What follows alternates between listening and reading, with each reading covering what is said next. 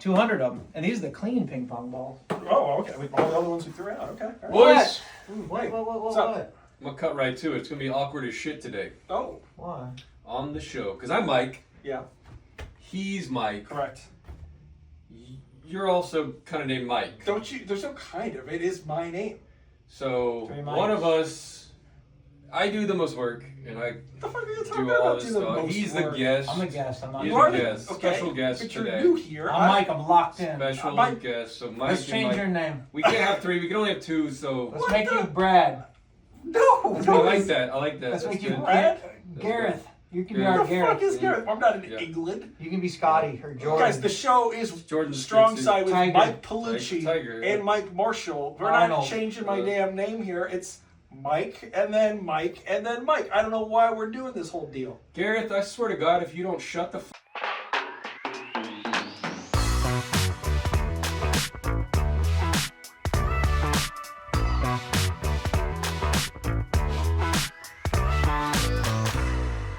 Welcome back to StrongSide. I am Mike Palucci. He is Mike Marshall. As always, we are here in the beautiful Haymaker Studios in Frisco. Yeah.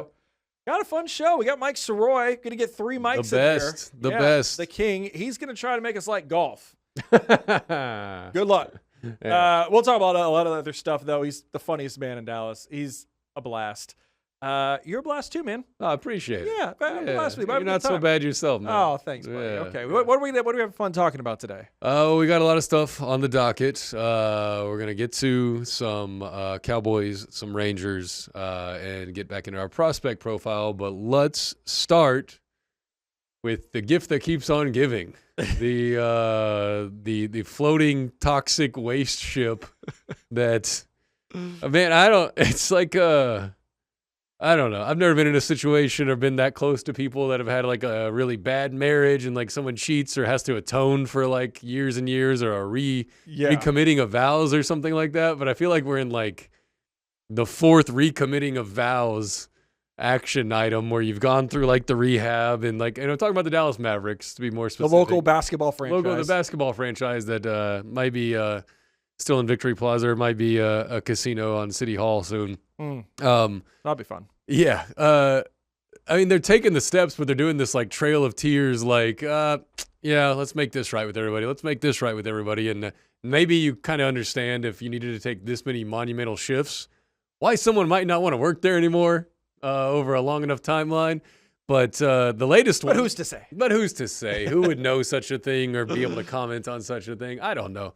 But the latest one in the let's get right with fans and wash clean of these vibes. And I'm not saying that was the motivation here, which I don't know exactly what the motivation here was, but Concerning there's a report coming out that the fact that Jason was into the Luka trade played some role in this. It might have been pandering to some fans. maybe. But Jason Kidd, who was the head coach of the Mavericks for 5 years, who was a confusing hire kind of at the time, whether or not people remember it that way or not, it was a confusing hire at the time, is no longer the Dallas Mavericks head coach. He does not work here anymore. Following one of the silliest seasons that has ever happened for a professional sports team, after consecutive off seasons of getting extensions and playing his cards and forcing his leverage. And I don't think we're a year removed from Patrick Dumont saying something like, we got to hold on to this franchise cornerstone, this icon.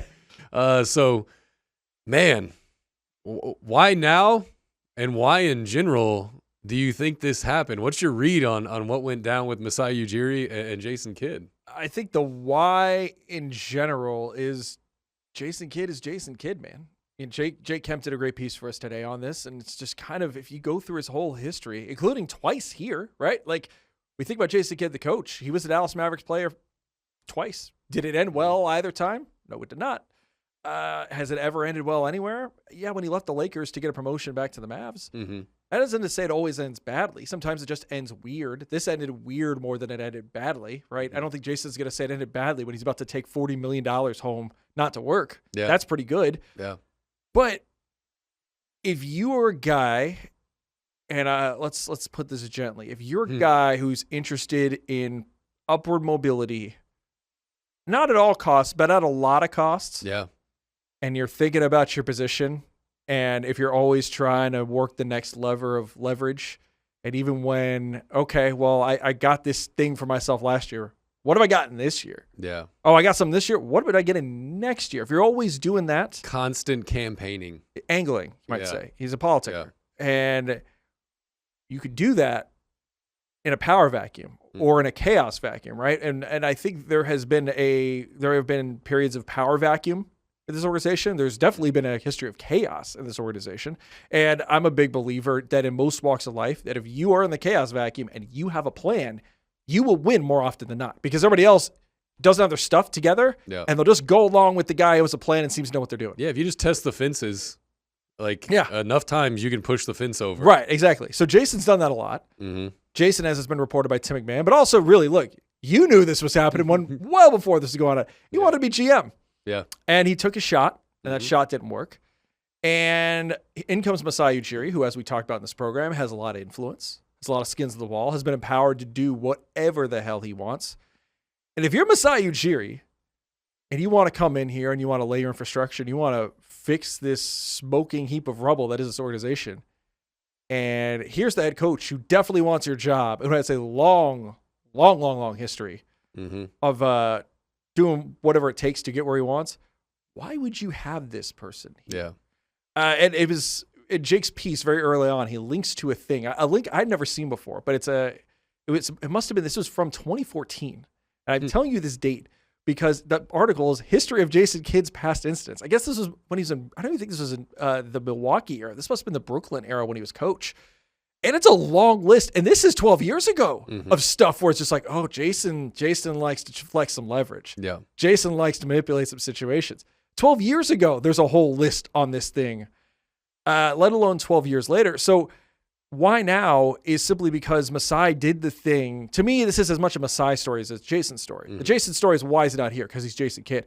Masai's story is there are a lot of people who, when you're on the outside of sports things, you sit here and you say, well, why didn't this person do this? Why didn't you trade that pick? Why didn't you fire that person? And a lot of the time it's like, well, when you're building a whole thing, you can't just go in there and do whatever you want from day one. If you're Masai Ujiri and you're the alternate governor and you have a billionaire who apparently is down to pay $40 million to make somebody go away if they don't want you there, you can do whatever you want. And Masai, like a smart man probably should with that kind of leverage, is just like, yeah, I don't need a dude who's going to be jostling for my job and for trying to run some side hustles or some side games the minute I do something he doesn't want. I don't need that in my life. Yeah, and I thought it was very mature to bring the timeline to now. Yeah. There was nothing that was like saying this needed to happen at this moment, but Masai knows eventually I need to move on from this guy. Yeah. Otherwise, he's going to tangle me in some bullshit, most likely. Mm-hmm. And why not right now? Let's bring it to now. Like if it's going to happen eventually, why not right now? Yeah. Yeah. So he's selling all family business, right? Yep. I mean, he's gone. Matt Riccardi, who I don't think did anything wrong here, but Matt Riccardi, he's out for probably no other reason other than the fact that, like, hey, whole new clean slate, whole new building.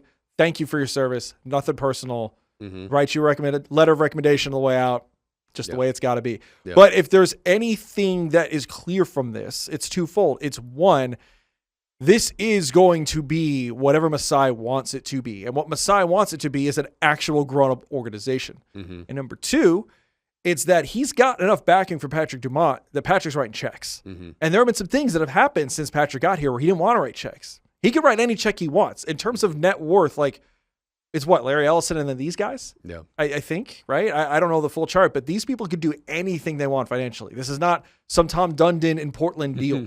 This is all a rounding error for these people. And Masai Ujiri so far is getting Patrick Dumont to treat it like a rounding error. Be like, Patrick, $40 million. You're in Macau, brother. You don't need $40 million. Just, can you get him out of here? And Patrick Dumont said, sure. Yeah. So that's the one advantage they have. It's a very big one. The one. They have a lot of disadvantages. Yes. Which they're trying to cover for right now with that one advantage. But yes. I mean, you're looking at probably $55-ish million in front office money in the last 3 weeks. Yeah.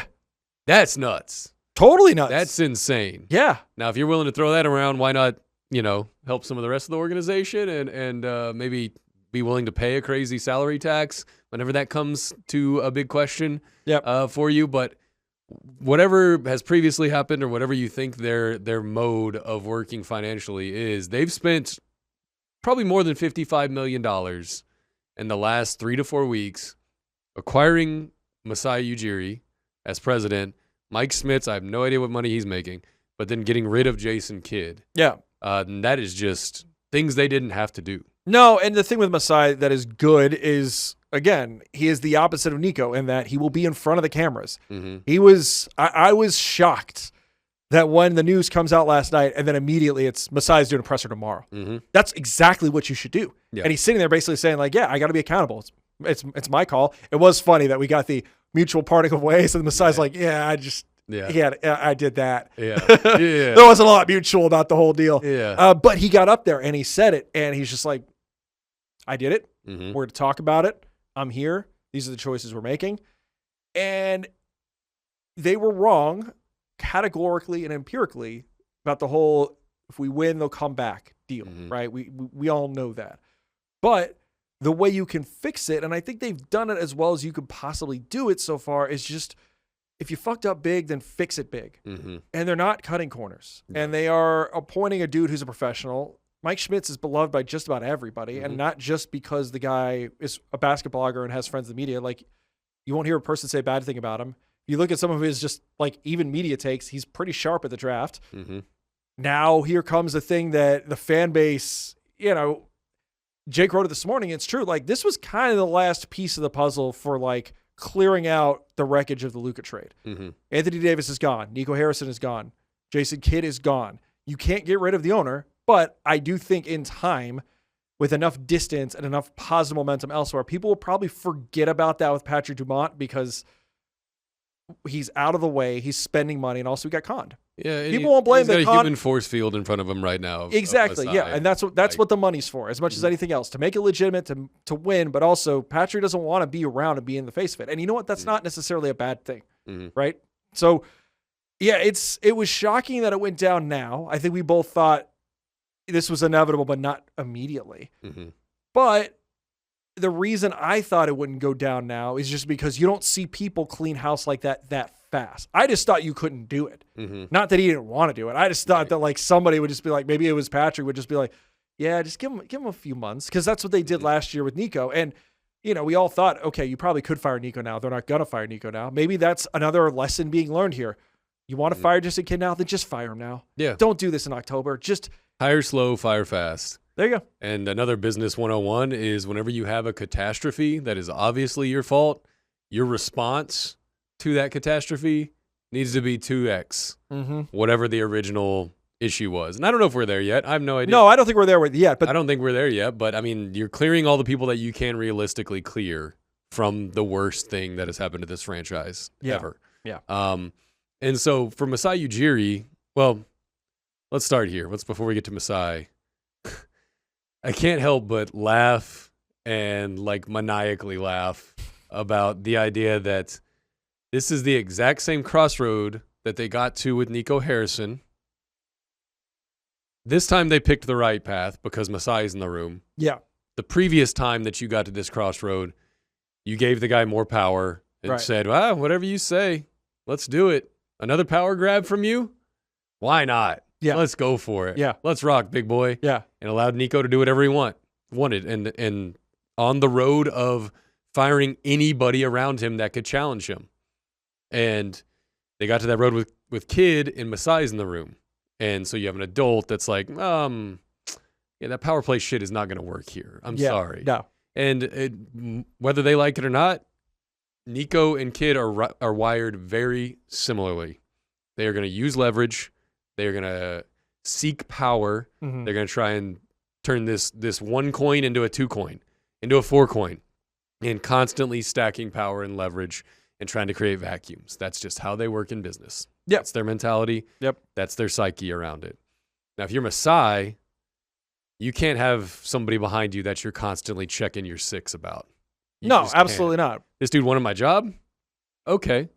And I should have made a bigger deal of this. I just didn't want to extend the segment, I think, whenever Christian Clark was here. Yeah. And both y'all were like, Kidd will be here a while, I think, and they're going to move forward with Kidd. And I threw it in at the end because I didn't think anybody had any stomach for the conversation. But I was like, well, wait until Masai figures out how Kidd operates. Like I said it on this show. Yeah. I said, well, wait until Masai Ujiri asks a couple people how Jason Kidd operates. And not like he's a dirtbag. It's not like he's a bad person. It's just he's learned in this scenario and maybe previous scenarios, if he doesn't like what's happening or if he doesn't have the power that he's seeking, figure out how to get it. And usually that means by leaking things, by influencing things. That's how Jason Kidd operates. And I'm not saying it's bad. I'm not saying it's wrong. I'm saying it's not everybody's cup of tea. Yeah. And it obviously was not Masai Ujiri's cup of tea. Right. He probably asked a few people or knew. He might have known already. He knows people. You Yeah, can talk Jason, to a handful of people. and especially when, this is not some young up-and-comer who No. people haven't been around. This is one of the great point guards in league history who's been a known commodity in basketball for almost 40 years. Yeah. What's interesting to me, and I'm thinking about this right now, and I don't know what the answer is there going to be a Dallas Mavericks figure who is more important with a more complicated legacy than Jason Kidd? Oh, my God. 2 stints here, won a title. I mean, the Nelsons are pretty complicated at this point.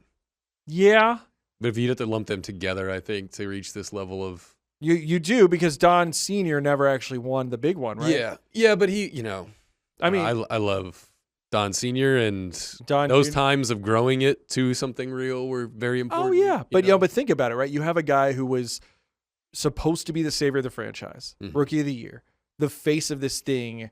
It was the 3 J's, but everybody knew Jason was the best one. Yeah. Then he goes, and he comes back. They don't win a title without Jason Kidd. They don't. Yeah, absolutely. He leaves Absolutely. again. It gets weird. Cuban publicly is kind of just like, you're excommunicated. Yeah. Then he comes back again. And to Jason Kidd's credit, nobody thought this shit was going to work. No. And say what you will about some of his choices in terms of how he conducts power, in terms of, treating whole chunks of your season like just, a little fun diversion or whatever. Mm-hmm. The dude got them to 2 conference finals in 3 years. No Mavs coach has ever done that. Yeah. Got them to within 3 games of an NBA title. The thing that I'm always continually impressed by is the last 2 years. Yeah, the record was bad, but everything culturally was just ruined here. Mm-hmm. And he got those dudes to play hard for him. They shouldn't have made the play-in 2 years ago. They had no business making that between the trade and all of the injuries when they had 8 people out there. Last year, even the reason the lottery pick isn't good is because they wouldn't quit. Yeah. That's the whole thing. If somebody else was there who wasn't as good of a coach, these dudes would have packed it in by December 4th. Instead, it took until probably March for them to be like, okay, I think we can be done now. I think we know what this is. That's why they picked 9th. Yeah. He's a very good coach. Well, He will coach somewhere else and he will be successful. I think, and to his credit, change is hard. A lot of people don't change. And there are things about Jason Kidd that are the same way they've always been, but it is indisputable that he has changed as a coach from the Milwaukee Jersey period to what he's doing now. Yeah. And that's impressive, man. And I respect that for him. And again, I don't think he's a bad dude. I think he's wired to go after things and attack things a certain way. And you know what? To play devil's advocate here, if I were around the last several years and I'm looking at the situation and I'm like, all right, so the owner knows nothing about this, and my direct boss is a stooge and not a good human either, why the hell wouldn't I, the competent person, try to do whatever I can to get mine in this disaster zone? And then when it's like, I want to be GM, I'll put my name in the hat. Yeah. Why should I? Who else have you had around here that's competent doing things? Yeah. Just me? Oh, cool. Thanks. Appreciate it. So, yeah, it didn't work. And this is what happens when you play the game and you lose, right? He went all in. It didn't work, except, sometimes you go, in this analogy, usually you go all in and you lose your money. He's getting $4 million now. Yeah. So great. Good work, man. He's walking out the door with a lot of money. But, I mean, the same thing in character traits that makes Jason Kidd capable of standing up to Rick Carlisle going into the 2011 playoffs. Which is a big deal. On the plane and saying, let me run the fucking team, get out of the way, is the same exact thing that makes Jason Kidd keep pushing for more power and influence and try and clear out anybody that stands in his way.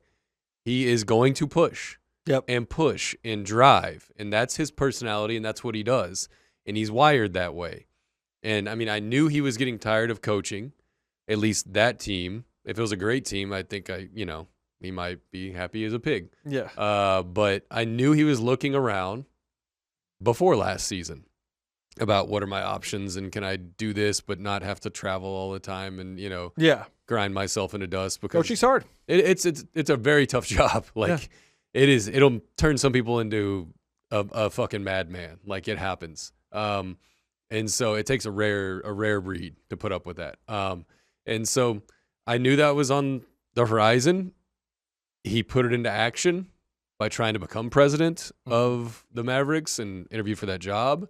And the reporting I've heard is that he wasn't top 2 or 3. I've heard Riccardi was 2. I don't think that was ever going to happen. Yeah. And so for Masai, you can't have that dude over there that wanted your job and that the first time something bad happens to him or a decision he doesn't like is going to try and wield influence.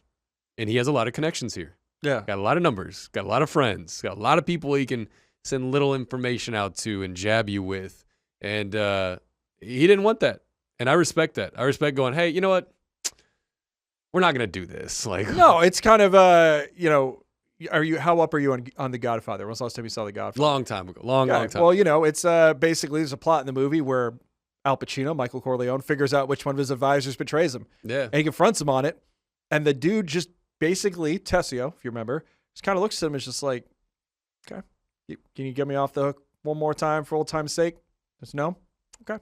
It's kind of one of those deals of, okay, we both know the game we're playing. My play didn't work. This has to be the way it has to be. Yeah. And it's you ran up finally against somebody who can play those power games on your level. Mm-hmm. You don't have the leverage. He does. Okay, that's how it ends. Yeah. So, and this decision to me is beyond basketball. It's beyond what's best for the Mavericks in this moment.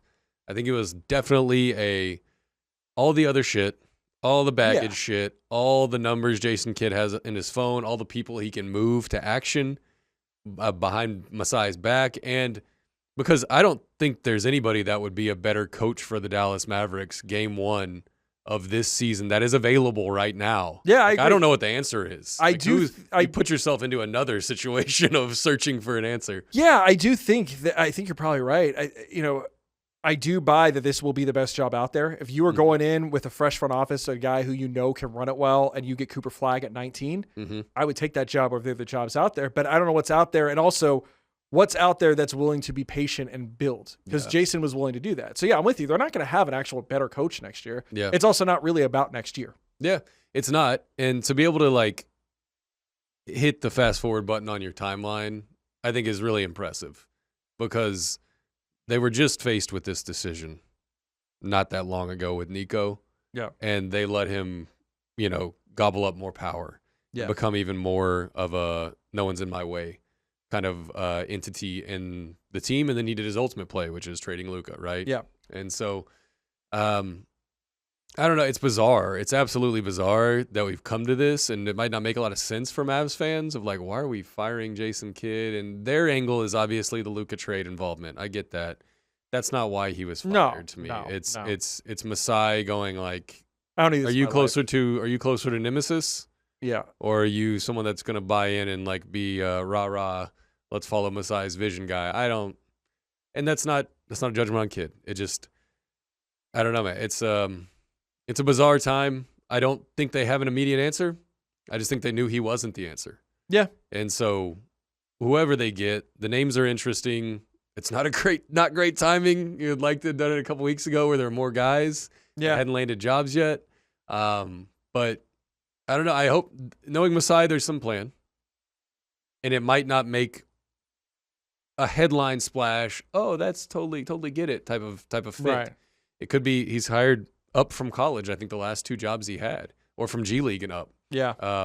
So it might not be it was first time head coaches, the last 2 spots he had. So it might not be a guy that you're like, oh, okay. Yeah. No, I mean, there's a reason people are saying Sean Sweeney. Yes. But it might not be Sean Sweeney, but that type of thing, a guy who's up and coming, you can grow with this core. If you can't, either you grow with this core, great, that's the ideal, or if you don't, probably not so expensive that they can't dump you in 2 or 3 years when they're more able to contend and get a bigger name. So. Yeah, and Masai has a plan for that. There's a guy that's going to take you from, the grunts of the league back to contending, back to having a respectable roster.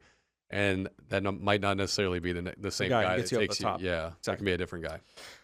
All right, so Cowboys, we know the schedule. We know OTAs are here. We know what the roster I don't know if it's completely set, but at the very least, it's 98% set. Yeah. So how are we feeling about this? What has to happen as far as the rest of the summer? How are you feeling knowing what they are up against over the course of the season when they're up against it? Give me the whole vibe for how you're feeling for where this could go well and where this could go poorly. Yeah. So I was looking back at last year, and I think we're pretty good at this point of judging like what's going to derail a Cowboy season, whether they are or not. Don't know.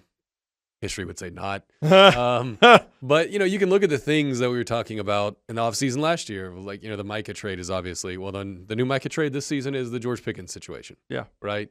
And I'm going to try and operate around that because there's nothing they could do something, but they've kind of set their course on the George Pickens situation. I don't want to spend the entire offseason talking about George Pickens. It's not that interesting to me. Yeah, no. Either he's going to play or he's not going to play, or he's going to accrue just enough games to rack up a year of work within the NFL rules. I think would be super detrimental to his next contract and would be stupid. I think Le'Veon Bell warned people off that start. Yeah. That was the last guy who tried it. It basically ruined his career. There are some things that all the NFL owners will join in hands in and say, not in our league. That's one of them. Yep. They will blackball your ass, and you will not get the money you deserve ever again.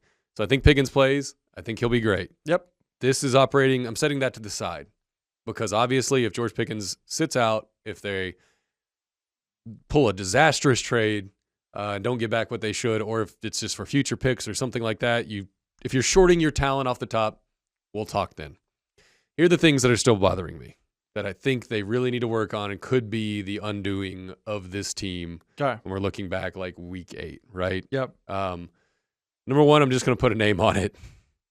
Tyler Guyton. Tyler Guyton in the left tackle situation at large.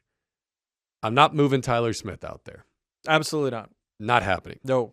So if it's Nate Thomas, Drew Shelton. if it's Drew Shelton too out early there, for that. Yeah. I mean, Drew Shelton needs a year to become whatever he's going to become. Yeah, I think you've invested the amount where you should have a plus offensive line. Whether or not you have that plus offensive line could be the power drainage of your team. Yeah. That is like kind of the soft-spoken, like, yeah, well, the offensive line wasn't that good today. And like we've had Dak years like that. Yeah. Where it's like, oh, well, Tyron got hurt and now we're playing just fucking rando. And yeah, Travis is out with this thing. He's got this serious thing that's happening to him. And now the offensive line, the thing that you had built the entire offense around, is now actually causing you problems.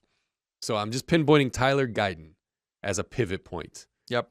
If he comes into camp, he shows up week 1, and he is the guy that was drafted as a first-round pick that could be a absolute wall on the left side and just pass protect his ass off and play a little bit stronger in the run game and just be an average left tackle in the league, man, you're feeling good. We're up. Yeah, we are up. Because I don't know what team will feel better about their 2 guards in this team. Yep. I'm very optimistic still about Cooper Beebe at center. I think there's still some growth. That's a low-key spot people don't talk about, is there needs to be growth. But that dude is nasty as hell, and he's smart, and I'll bet on that. So, yeah, if you have a left tackle who takes a step up in Tyler Guyton and an average starter in Terrence Steele, that's a great line. Nobody's got 5+ starters in the league. Right, yeah. It's an offensive line is a weak link position. Yes, it is. And it's like that was a very weak link last year. So it was. Tyler Guyton is number 1 for me. Okay. That could derail everything. That's kind of like a foundational piece of this has to be good. I think there is still some work to do at backup running back for sure. If Malik Davis is your guy, I'm not feeling confident in that. I love Javonte. I have no issues with Javonte. You come around. I mean, as for this sense, it's fine. Sure, yeah. It's fine. At this point, fine. Yep. Let's go with it. Yep. Imagine a game in which Javonte misses. Oh, yeah.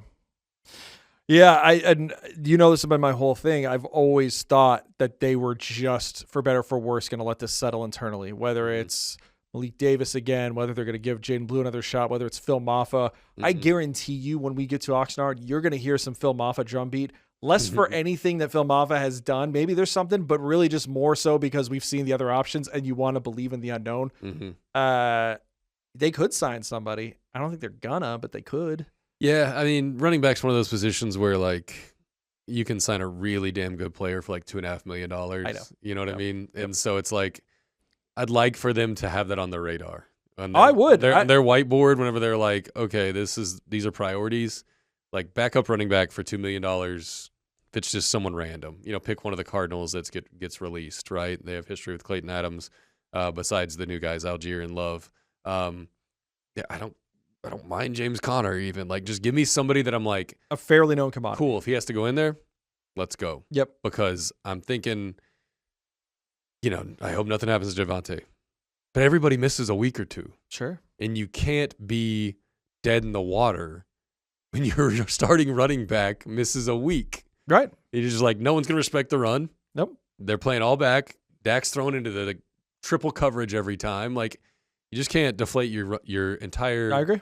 game plan because of Javonte missing a week or two. So Yep. Be better. Insulate yourself.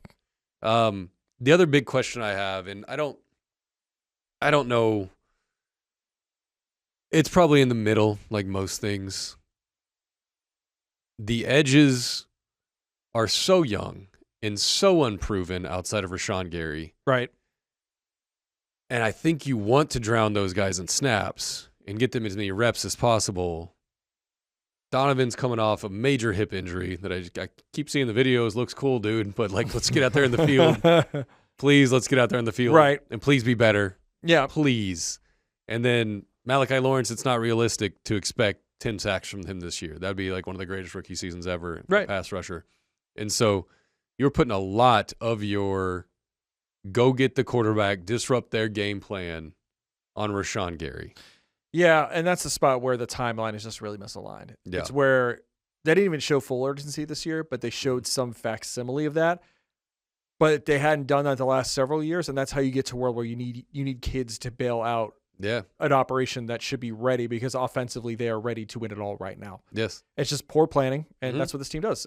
Insofar as they plan it all, which a lot of the times it doesn't look like they do. No. So, yeah, this is the chickens are coming home to roost there. I assume you're going to talk linebacker next, because Yep.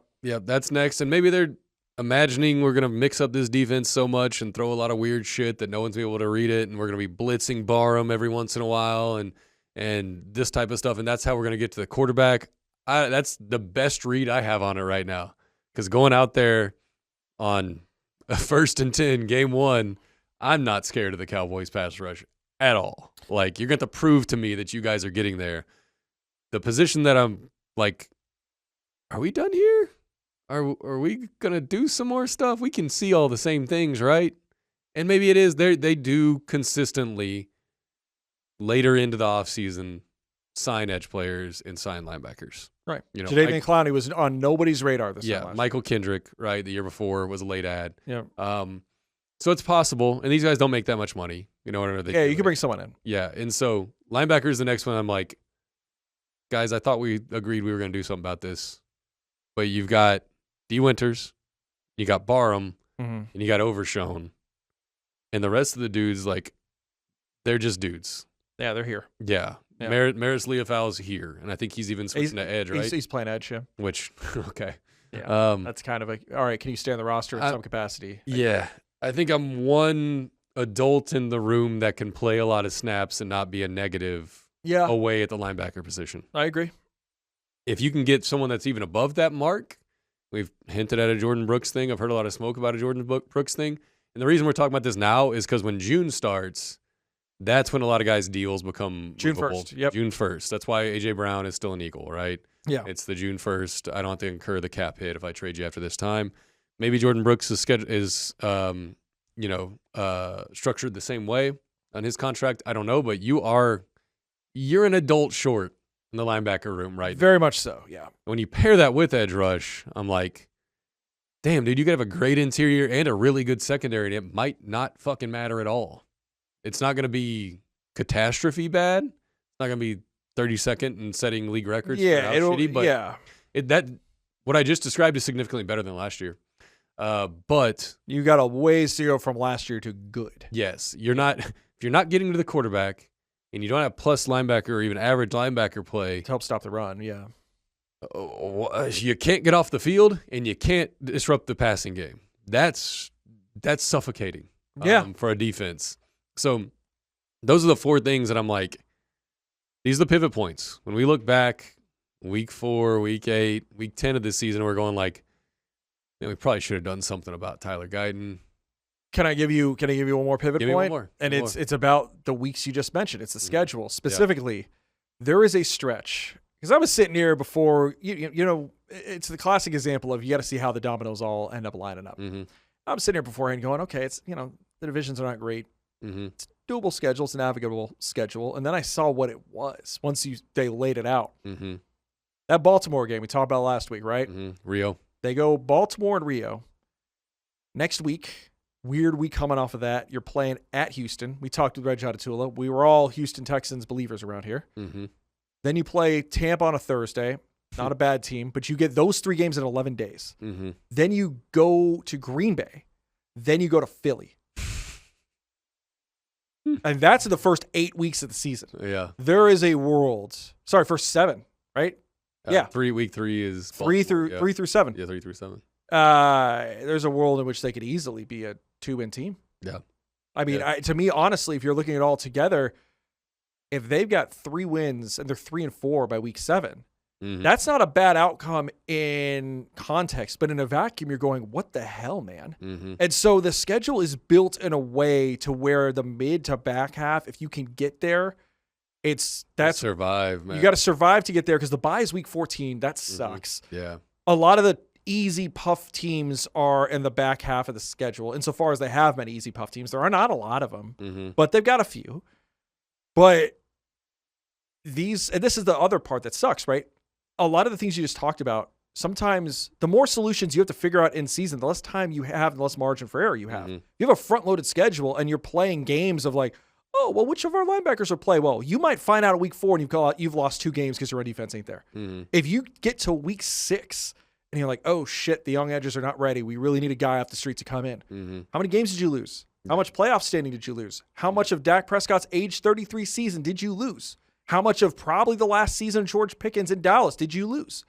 So they didn't know what the schedule would be when they dicked around like this, but this is fuck around and find out territory. You want to sit there and you want to go, oh, well, let's just see what happens. And then you get a draw like that. Well, you should have prepared better because anything can happen. You got to control what you can control.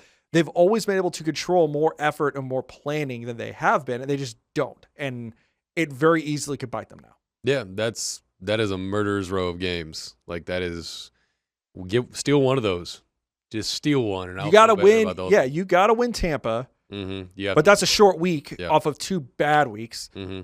You got to take one of those back, and Green Bay. You got a long break for Green Bay, but still, it's going into Lambeau. Michael Parsons might just eat Taylor Guyton alive. Yeah, or Tyler Guyton alive. I'm interested to see if Baltimore's identity changes at all too. Sure, one of the most interesting things going into this season. Yeah, because last year it was like Ravens are up, and then 5 minutes left in the game, and you're like, no way. No way they let them back in the game. No, and that's a good point because it could be weird. I err on the side of they are healthier. Lamar Jackson doesn't hate his coach, and Lamar needs to get a new deal. Ergo, they will turn it up. Yeah.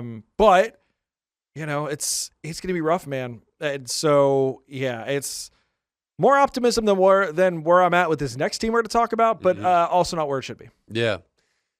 So the Texas Rangers, I don't know who did this to them, but somebody tethered them to a 500, 1 game under 500 buoy, and they just can't get away. They're just swimming. They're just swimming, and there's God damn, there it is again.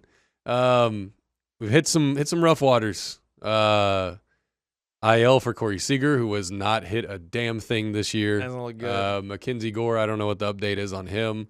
Kumar Rocker was great last night, right? But that was in relief. Yeah, we were talking about that. This whole weird deal with the first inning. Yeah.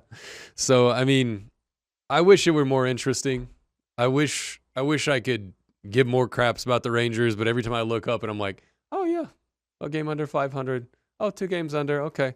Oh, kind of totally effed up that Astros series, but won the last one, so we're fine. Okay, and shut them out somehow and had an 8-0. It's like it's all this scatter plot of shit that just collects back to being 2 games under 500 the entire season.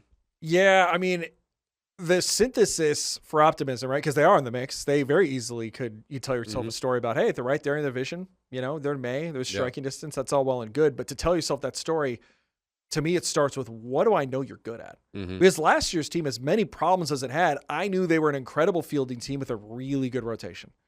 Okay, well, let's break down these component parts. we thought the lineup would be Nimmo, Seager, Langford. Langford's been hurt. Seager, Yeah, all of that yeah, hasn't worked. yeah. Besides Seager, Nimmo. right? Nimmo's been excellent. They've clearly won that trade with New York because Marcus Semien remains cooked. But okay, I don't even worry about Corey Seager long term, but you can't argue that he's looked great out of the gate. Now he's hurt with the back thing, so God only knows when that happens in your 30s. That could be a lot of things. That could be a couple weeks, or that could be a couple months. Wyatt Langford's going to come back. Still has to prove that he could be the thing that we all think he could be. They've got two dudes who are interesting in the lineup right now. One of them is Josh Young, who's backed up in May. Great April, hasn't been that good in May. The other is Ezekiel Duran, that looks interesting. Yeah. That looks like that could be a thing, but you need about 4 more things. Yeah. So, okay, it's not the lineup. Mm-hmm. All right, it's the bullpen, but not really because we still don't know. That's one where the performance has been better than the expectations, and bullpens are weird and they're fluky, and sometimes these people are due for good bullpen luck after some of the years they've had. But by the same token, how many bankable arms do you know you have? Like, tell me this story about this bullpen in July. And then maybe I'm there buying it. But right now I'm going, there's not enough resume. There's even the closer we talked about with Jacob Latz. It's very fragile how he does what he does. And if it falls apart, I wouldn't be shocked. So I'm not ready to hang my hat on that yet. They're not as good defensively as they were last year. Okay, well, the rotation. Jacob deGrom, backed him a bit from the start of the year. DeGrom will be fine. He's Jacob deGrom. Eovaldi's homers are coming down. He's Eovaldi. He should be fine. Mackenzie Gore's been up and down, even before this Lat thing. ERA closer to 5. The underlying stuff is better, but this is a dude who's still walking a lot of people and can be inefficient. Jack Leiter backed up after we sung his praises. Way to make us look good, Jack. Appreciate you. Kumar Rocker has an ERA of 11 in the first inning and then like an ERA of 2 after that. And it's so weird that like I actually do applaud Skip Schumacher for being like, you know what? Fuck it. You're coming out in the second inning. Yep. I don't even know what this is, but you're coming out in the second inning. And then he looked incredible. So like, that's a fun, goofy thing. Let's see how well that goes. But you can't tell me that I feel great about the rotation. And so where's the strength here, right? We talk about the Cowboys. Well, I know the strength's the offense. We could sit here and just hem and haw about the defense, and we will. But I look at them and I go, okay, they're going to score lots of points, and the special teams are good. Cool. Great. I can work with that. What am I working with this Ranger team? I don't know. And if the answer to that involves the best hitter on the team not playing right now, and when he's been playing, you're asking questions about why he's not hitting, and the next great star of the team just kind of being fine so far. Again, you can linger and you can say to yourself, okay, well, hey, they've had all these things go wrong and they were game back in May, and that's not nothing. But for me to extrapolate that over the bigger picture and to think, okay, well, here's the synthesis for how it gets better, you got to tell me a bigger story about a big strength that I believe in that's real, and I don't see it. I just don't. So baseball's fun. It's the sport that a lot of things, whatever you think you know in baseball, a lot of the time you don't, and that's why it's enjoyable. But they got to really surprise us for me to really be optimistic no matter where they're at in the standings right now. Yeah, I mean, at this moment, they're very lucky they're not getting boat raced by somebody that's just winning at a, I don't know, .550 clip in the division. Yeah, it's exactly. just outpacing everybody. Because right now it's like, it's kind of cute. It's like funny. It's like, they're just hanging in there. Just hanging in there. But like if you're in a decent division, you got somebody that's up there like 30 plus wins and you're like, oh yeah, they're just going to do this the entire season and we can not string 2 series together. Yeah, if they're in the AL East, it's over. Yes. And it's this roster of mixed up baseball cards that was thrown into the air and just you picked random bunches of them together and like, oh cool, I got a DeGrom. Oh, sweet. Like this shit is... Got a DeGrom and a Kyle Higashioka. Yeah, what? Weird. Weird. I don't understand this team. What are we building here? And so, I don't know, man. It's exactly where I thought it was going to be, which sucks, which I was really dreading. It's like this numb pain. It's like getting a root canal. It's just like, cool. They're going to have enough guys miss games where they can't consistently string anything together, and then some dudes are just flatlining. And... I don't know. Like mediocre baseball just annoys the piss out of me so much. Like be building something, or be good. Yeah, and I don't feel like either's honestly happening right now. No, it's not. It's not. The Mavericks are going to build something though with that 9th overall pick. They're going to try. Yeah, we're getting back in the prospect spotlights. Last week it was Michael Brown. Brown. Yeah, not Chris Brown. Not Mikel. Everybody need to cut that part. Yeah. I had a brain fart there. Michael good. Brown, this week, it is a guy who you already teased. Like last week, you just were like, screw it, we're doing this next week. Tell me about Yaxel Lendeborg, the greatest name of a Scandinavian dude who's not at all Scandinavian. No, not at all. Well, I'm just going to go ahead and say the stuff that you'll hear from just like people that don't know how to talk about prospects in an interesting way. He's going to be 24 when he plays his first game. Oh, my God. Like, that's like the number one headline for everybody. Okay, cool, great. Doesn't matter to me necessarily at this point. I think the issue and a great failing that teams in this range of the draft get into is you get down into whatever the drop-off is in the particular draft. Usually it's kind of earlier. Usually it's like 6, maybe up to 5. Maybe in a Zach Riza-Shea draft, it starts at 3. Or 1. Yeah, or 1 sometimes. But you get into this idea of like, okay, I'm prospecting. I'm looking for the highest upside. I'm looking for the nuclear talent. I see these couple traits. And you know what? I think this guy could develop out this way. And I think in a couple of years, Derek Lively will be something. And I'm going to take this Derek Lively project player over Cason Wallace at this point. And I think teams just get confused about what they're doing at like the 9th through 15th pick in the draft, where the project and the assignment is always just get me a really good fucking player. We start prospecting and reaching and going down there and going, you know what? My top 8 guys are gone, but there's a super young guy, youngest guy in the draft. Let's take him at 9. Yeah, let's reach down there. And then that guy turns into nothing. One of the skills doesn't come along. And you're just kind of like drafting off traits. Yeah. And you're just kind of like reaching and you're doing what used to be done in the draft, NBA draft years ago, which is just take the out of high school guy that had nothing besides just like ideas.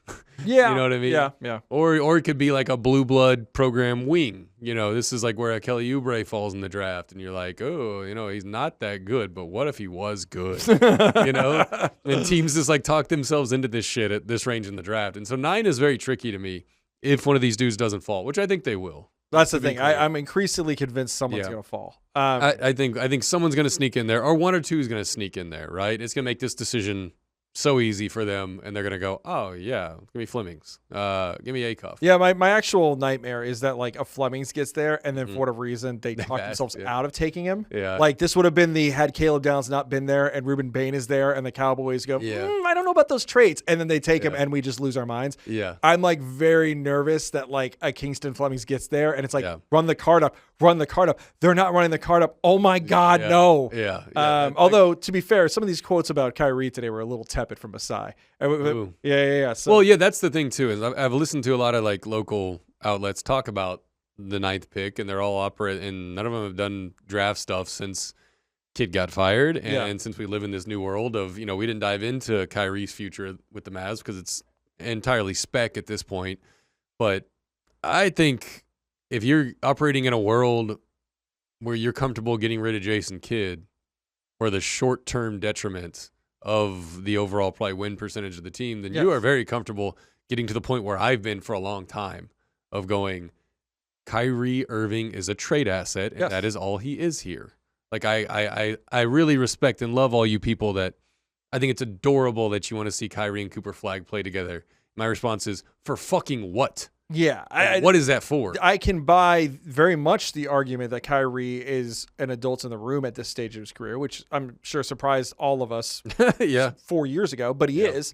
And I could buy that you want somebody around so you don't go full process Sixers and it's just kids and the culture is bankrupt. But when you don't have enough trade assets and this guy, if he shows anything like what his form was pre-ACL injury, that's a trade asset. Kyrie Irving can start for a lot of teams in the league and fetch you first-round picks that you badly, badly need when you don't control any of them for the next 4 years after this. Well, that's the thing. You just drafted a wizard in Mike Smits. Yeah. That can turn mid-round picks into gold, and you don't have that many.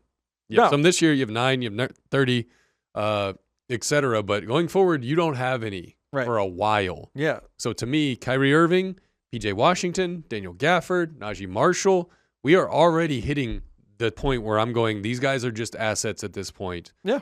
I need to arm this man that I've empowered to run this basketball team with as much ammo as I possibly can for him to build the team. Right. So if a Kingston Flemings gets there or Michael Brown or, if it's a cuff, the idea that you can't draft a lead ball handler, an offense grader, you absolutely can, and you absolutely should, because you don't know if you're getting back to this range anytime soon. Yes. When you don't control your picks, you don't. And so, to me, if you could find your pick and roll guy with flag, you do that. But Yep. Yaxel Lendeborg, if he's around, Yep.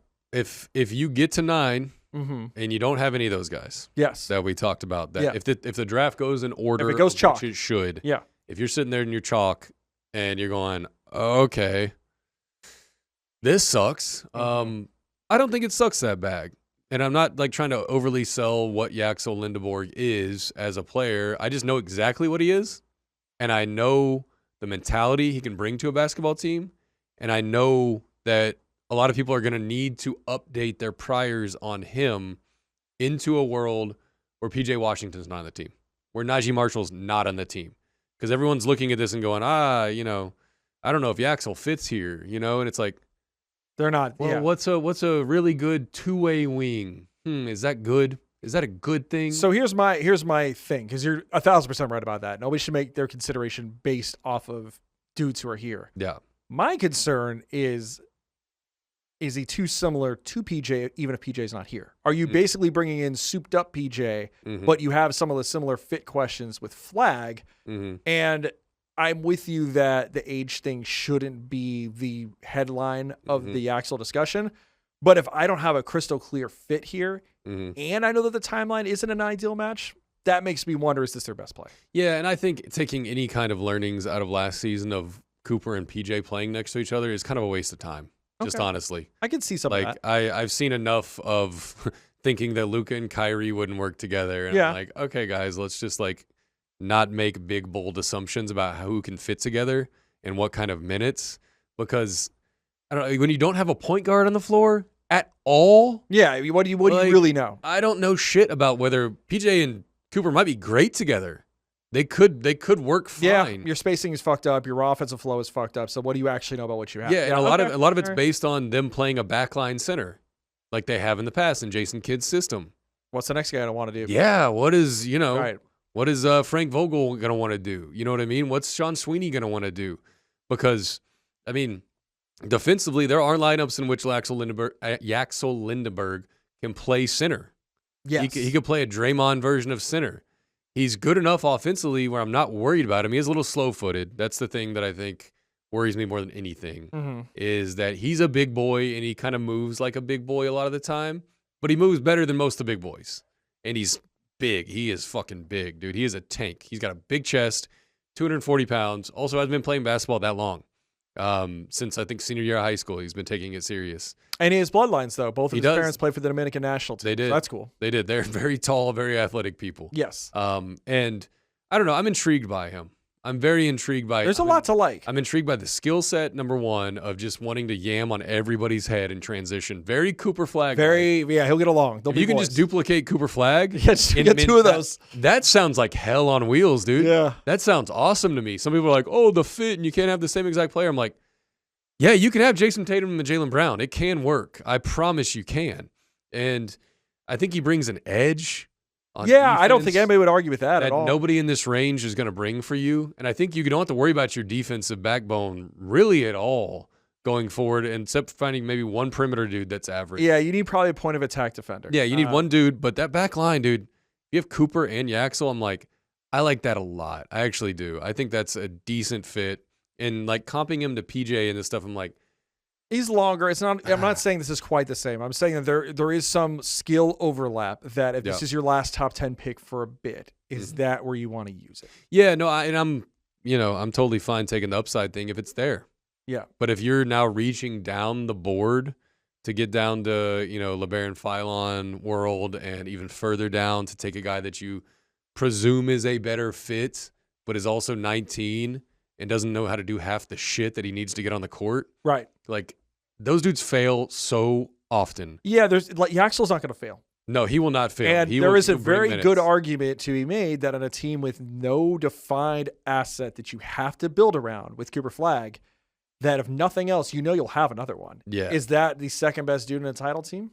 Probably not. Probably not. But he's going to start in a title team. Yeah. He's Bobby Caralla, our guy, Mhm. put it very well on DLS when he was talking about him. And he said, like, a lot of the time you sort of have to think, would this person scare the piss out of me if he played for the Thunder? Mm-hmm. Yaxel Lendeborg, if he played for the Thunder, would scare the piss out of me. Nightmare fuel. Yeah, it would Absolute just, nightmare. You would hate every second of it. You'd be like, Yeah. how did they get another one of these freaking people? Yeah. So I think if you have Yaxel, who's matured leaps and bounds since I think his days at UAB or even previously at Western Arizona, and has just really, I think he's changed a lot, and that intrigues me, of a guy that hasn't been taking it that seriously, but it clicked for him finally, of like, I can make a career of this. My mom wants me to do this, take this serious, go to school. This is my life now. Yeah. Taking his diet serious, having NBA, facilities and workout regimens, and his body's going to change and his mentality is going to change. And I think if he is next to Cooper Flagg, like, you are no questions about what the identity is there. Yeah. It is bust your ass defense. Yep. You walk in that door, welcome. We're the bust your ass on defense team. Like, get in line or get out. Yeah. And that's the kind of stuff that I look for to build forward on, because right now it's just like Cooper Flagg and and what? And it's the irony is that this would have been a very good Jason pick, or Jason Kidd. yeah. You know, if Jason's there with the effort team and the defense team, and he's with Cooper, that would have made a lot of sense to me. Yeah. And that's why we already were wondering, how are these guys going to think? Well, now we've got another variable. We don't know what the coach is going to want. You know, that's it. Yeah. I do think when push comes to shove, if we had talked about a big 7, Michael Brown probably makes 8. I think there is a 9th guy in Braden Burries that I think we're going to talk about next week. He might be rising too far. He might, which is why, like, now that might present the scenario where, like, a Flemings gets to you. And again, if Kingston Flemings gets to them and they don't take him, I'm just going to bang my head against this desk live on air. Yeah. But Braden Burries is the other one where I'm like, okay, that's some upside and some dog to him and a really interesting skill set that can go in right away. So that'll be next week. I'm going to do Burries next week. I think there's a lot of I'm fun interested stuff to there. watch and hear you talk about him, because he and Adai Mara, right? Well, that's a whole other ball game that I can't even wrap my brain around. Well, he's rising up to where it's like, well, this might be past the Mavericks range and push. He might be a pusher. Might push people down the board. And so, and it's also interesting because, like, I'm an Acuff apologist. Apparently, the Kings are big Acuff people, which means then that, like, I don't think Acuff would be a lot of people's cup of tea, in the Mavs draftosphere, for who they'd want to slip. But if he's not the one who slips, then suddenly are we looking at, Keaton Wagler get to 9? Right. Does Flemings get to 9? Like, I think you got to let the teams in front of you prove that they know how to draft. I think that's what you have to do here, because I think you don't have the assets to burn to go up. Moving up, I think turning 3 pieces or 2 pieces, unless it's a player that you don't need at all. There are a lot of them. There are a ton now. You're working with a different economy on this side of the table. Yeah. Of, hey, you like Gafford? Hey, you like PJ? Hey, you like Najee? Hey, you like Kyrie? I'm calling on all those guys like tomorrow. Can I get a lottery pick for Kyrie? Yeah. Can I get a late first for PJ? Hey, Lakers, you like Gafford? Plays pretty well next to Luka, doesn't he? Remember all those nightmares and headaches you had with Do you want Luka getting pissed off at you? Because he'll get pissed off at you. Yeah. It's not a hard man to make happy. Just get him his friends. Yeah. Daniel Gafford's his friend. Yeah, we'll send you Najee too. Yeah. Just give us some picks. Give us a young player. We'll move on. Yep. And so, I don't know. They need to arm number one project right now besides build around secondary project. Build around Cooper Flagg. Yep. Whatever's best for this guy. Go forward. Yep. Number 2, get Mike Schmidt some ammo. Yep. Get him ammo right now. And Yaxel's interesting to me, man. I don't know if it's perfect. No player in this range is going to be. Correct. Ever. Yep. If there were an automatic slam dunk, 9th overall pick, congratulations if you can find it. Yeah. But I don't hate him as much as a lot of people do, and I believe in him, and his grit, I think, is super duper valuable, and his tenacity and the way he plays defense. I think you put that next to Cooper Flagg, and you're going to go into that game and be like, oh, playing the Mavericks tonight, about to get this dub, fuck this, and this team sucks. Then you go in there like, damn, those guys whooped my ass. Like, yeah, but like minute 11, you're like, I'm not having a lot of fun right now. It's the Tim Robinson, I think you should leave wrestling trailer, whenever he's like, I'm calling out you, Captain America. He's like, meet me down here. We're going to have a match. And then it's like the post-match. He's like, Yeah, he whooped my ass. That's exactly what it is to me. Those dudes would be like Bash Brothers in a good way. Yeah. Okay. All right. Are you? It's famously been said that you and Mike Sirois are the Bash Brothers. We are. Yeah. All All right. Well, let's have some fun. Let's talk do some it. golf.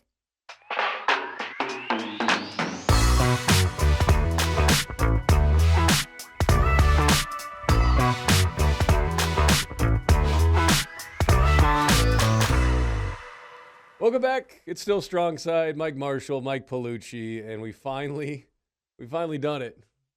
Filled the room with mics. All Michaels across the board. It's really downhill from here. Yeah, next guest is gonna suck, obviously, but man, I'm in a good mood. Yeah, I'm happy. me too. One of my favorite people in the entire world. My Heart hands. the funniest man I've ever known, Wow. pound for pound. Mike Very, Sirois. very kind. Mike Sirois of Cirque du Sirois. Yeah, And what else do you do? That's it, right? just now? that. That's Just whoever asked me to join their dumb podcast, I'll do those too. it. He's our golf correspondent. that's Yeah, that's we got how it. I was dragged up here. Yeah. And there's no coupons or a box of balls or anything when I Nah. walked in. I thought I'd No, we get don't have merch. We don't have any of that a shit. glove, No. some haymaker working on it. hat, I can I- get some hats. some sides. I don't even have the haymaker. hat. strong side polo and nothing. They don't exist. I'm gonna leave empty-handed. Empty-handed. You got a nice water. The joke's on you. Your show's gonna be empty-handed as well by the time I'm done with it. He's going to be checking in with us this weekend and next weekend at the Byron and the Colonial, which is, whatever. That's not our whole thing, but he loves it. I do. So he's going to have fun out there. We're going to set him loose. Yeah. on- I don't have nothing planned, believe it or not. That's But perfect.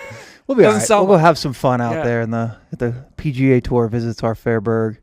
First, Michael, is the name dying?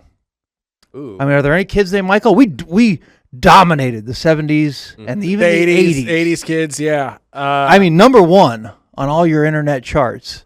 Hmm. And then now, are we in the top 100? I don't even know. we got to be in the top 100. I would think so. You'd hope. And some of the old schoolers, like your Williams, your strong Yeah, old yeah. names, like they hang on and then they make their comebacks. But I feel like Well, I feel like our strength, right, is that we've got that like white guy pretentiousness, but not quite as pretentious. Like if you're a John or you're William, you're like, oh, I know what that dude's vibe is. But a Michael could be a lot of things, man. can be a lot of things. Yeah, Well, Oh, wait, do the- you even go by Michael? Or do you go by Mike? Or do you go by Shale? I know. Well, I go by Shale. Well, I know. No one else calls me that. It It's doesn't. theoretical Michael. It That's doesn't Michael. catch on. Yeah, I am patient zero for trying to allow people named Michael to be called Shale. Okay. And I've been trying this for 5 years. It's in our name, CHAL. It's Yeah. right there. Okay. There's no now, K. Now in I know our where you're name. going. I'm like sitting here. I'm thinking like we're talking about minerals. What the fuck are we doing? No, here? Michael. Yeah, Shale Shale. should count. There's Okay. no K in Michael. could Mike buy makes that. less sense than Shale does. Okay. But I've been trying this for a good 5+ years now, and I know it's you not have. catching on. Now, yeah. now here's what I don't get. How do we not get? working. And I say this to somebody. Shout out Mickey Whittam if you're watching this. How do we get from Michael to Mickey? There's no K's involved. Exactly. Who Here. does that? No. I just shouted out my friend Mickey. He's a real guy. His name's No. Michael York Whittam. He goes by Mickey, and Does he eat hot dogs a lot? he might. He's also a golf dude, so he would enjoy this. Let's show. get him on. Yeah, let's get him. I just The packed three of whole us house. will ask him golf questions Yeah. He's got answers. for I 3 think- hours. I think the trail behind Michael Jordan, Michael Jackson, Yeah. Mike Tyson was that decade of just like, oh, I want my son to be badass. Mhm. His Okay. name's Michael. Right. I don't know what that is now. There are a lot of Lucas around.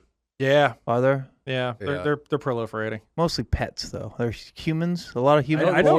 Human some boys humans. named Yeah. Luca. I know some humans, Yeah. but like, is it the C or the K? Right, you get the different Yeah. spelling. That whole deal. And there's I thought it was only Liam's now. A lot of Liam's and Noah's. Yeah, I thought that was the only thing you're Yeah. allowed for a full Yeah. decade. It's either Liam, Noah, Noah's crawling out. and of then the Emma. woodwork. Every woman's gonna be named Emma. Yeah. Yeah. Every Where are my Jennifers? Where's the Feel like- Michaels and the Jennifers? I feel like that's there's a better damn. I feel like It wasn't Eleanor's making a big comeback. I hear that one out there in Yeah. the streets. Yeah. every I forgot what I was gonna say. Fuck it. Topic 2. Something about girls. No, every athlete is named Jalen now.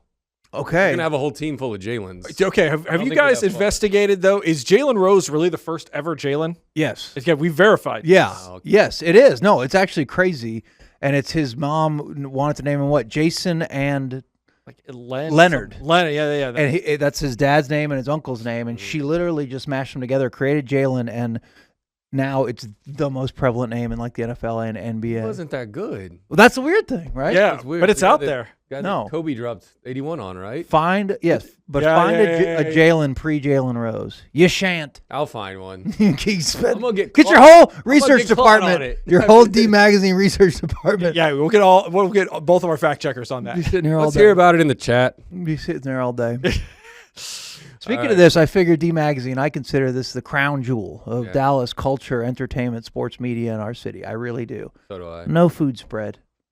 No food is- craft services to be seen. I could have stopped at Portillo's Dude, on the way up. I thought there was gonna be free food every day in the office. That's why I took this job. And they're not. I've gone to one lunch with Brian, and it was to take a crappy steakhouse. Yeah, It was like one right. he had to try. Dude, I was on that lunch with you. It was literally, it's a place called the Liam in Deep Ellum. I have no problem saying The this, 'cause Liam. yeah. Bad name, worst steakhouse. really bad. Oh, terrible. See? Like Yeah. borderline inedible stuff. But you were there. I read it the second I was there. I was like, I'm not getting a steak from this place. Ever. Not happening. I was No. like, give me whatever your number one is, Yeah. and I'm not eating your Yeah, steak. you won. You hit the burger. I went scallops, which is a terrible decision. Just a real Bellum scallops. life in your hands choice there. Okay, lunch. Or no, not it wasn't a Deep Ellum. It's West End. It's part of this Okay. shady ass West End. That's empire. closer to the Gulf. by the FedEx office. You don't want to go to? Yes. By the untrustworthy FedEx Of office. course. Yeah, you know what I'm talking about. Well, I thought there'd be food. I've got one Nary free even a meal. celery stick in the building. Nothing. We got some Allen Iverson THC drinks. Yeah, you want those? No, thank you. Not anymore. Not anymore. Not straight edge. No. My boy. That's right. Got it. All right, we have to talk golf. Fine. We do. To build you up as our golf expert. Yeah, Which you are. You know more about golf than everyone else in Then this room you combined. do. Definitely, Okay, yeah, thank definitely more than the other two mics in this room, right? So this is why you're here, because we are not what you'd call golf people. Okay. And I feel like for me, you're probably the same boat. You know, part of the problem for me is like the projected culture of the sport. I'm not a boat shoes guy. I don't do polos. Sell me on this thing, man, because that's not your vibe, but you love golf. Sell Why you can we on love golf. Hit me. Yeah, let's go. Golf. Yeah, the whole enterprise. It'll sport. get you out of doing stuff in the Air Force. I'll every time. And you are all welcome for my service. And I like the D Magazine does support the troops and bring us in to tell our story and tell my truth. We do. Golf. What is An golf? old tale. What's North Texas golf?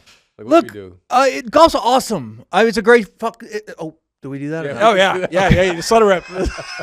We're like 7 minutes in. Okay, We're I did pretty good. You're rolling. It's a great sport. I'll tell you this. My biggest selling point for golf, no joke, is let's say Mike is a very good basketball player. I would respectfully never say you're probably a high-level college or NBA potential, maybe because of your own size or whatever, but you're very good.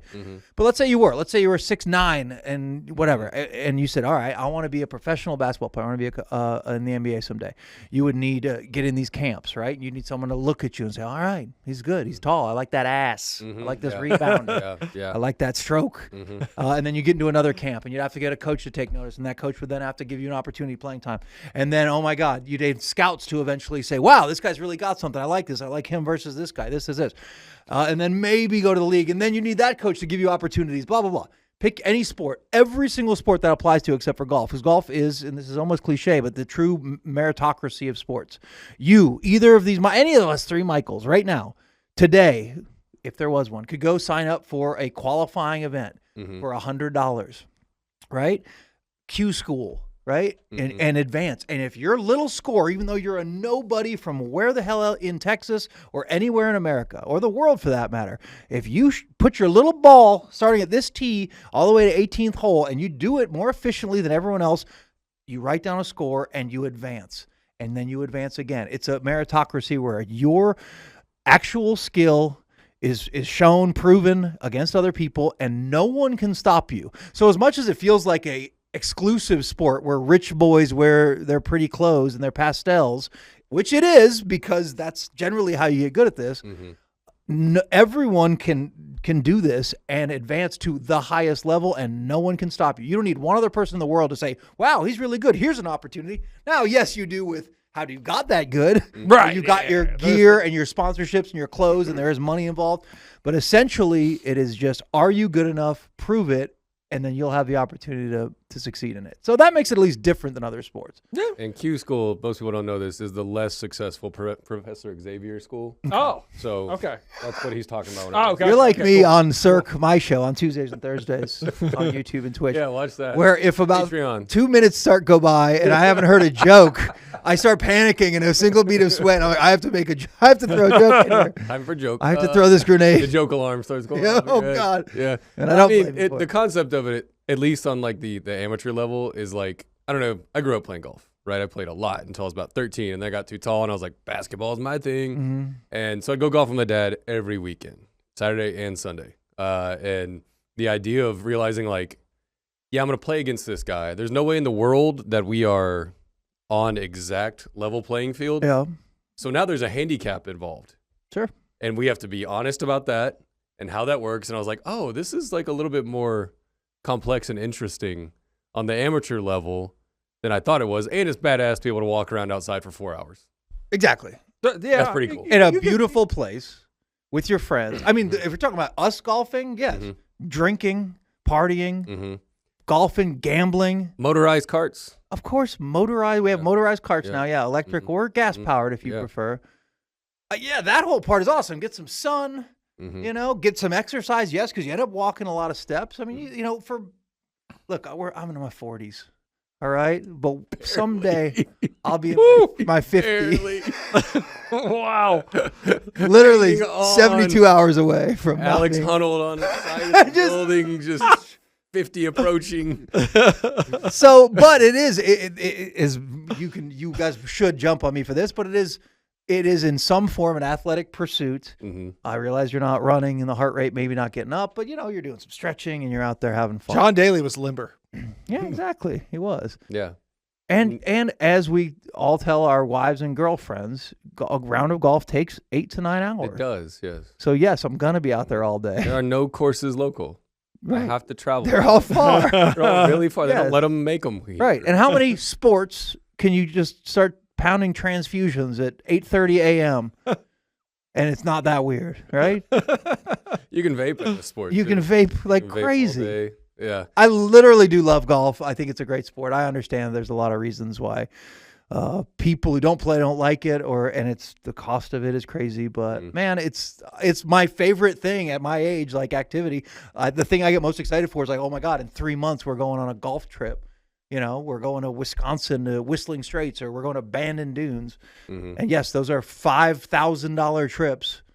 You know, and I'm just for the record, I'm not going on either of those trips. Placed my hand. Those are not scheduled, but if they are scheduled, I'm like excited about it, like all year. And I don't know, it's a great sport, man. I love it. When you can't play singles tennis anymore, you play doubles tennis. When Fine. you can't play doubles tennis anymore, you play paddle, Yeah, pickleball. yeah. You can't play pickleball anymore, you play golf. If you need This to, is this is the Dirk Nowitzki track actually, because he told me he was just like the ankle's bad, kind of don't know how long he could do doubles. He plays a lot of padel, but he told me he's like I'm going to do golf someday. That's gonna be my thing. Good. Mhm. I'm So, saving you golf. should. I'm saving golf till when I turn 60. golf is waiting for you. And then every day, And the other thing with golf it's just is like, forever away for you. oh yeah, dude.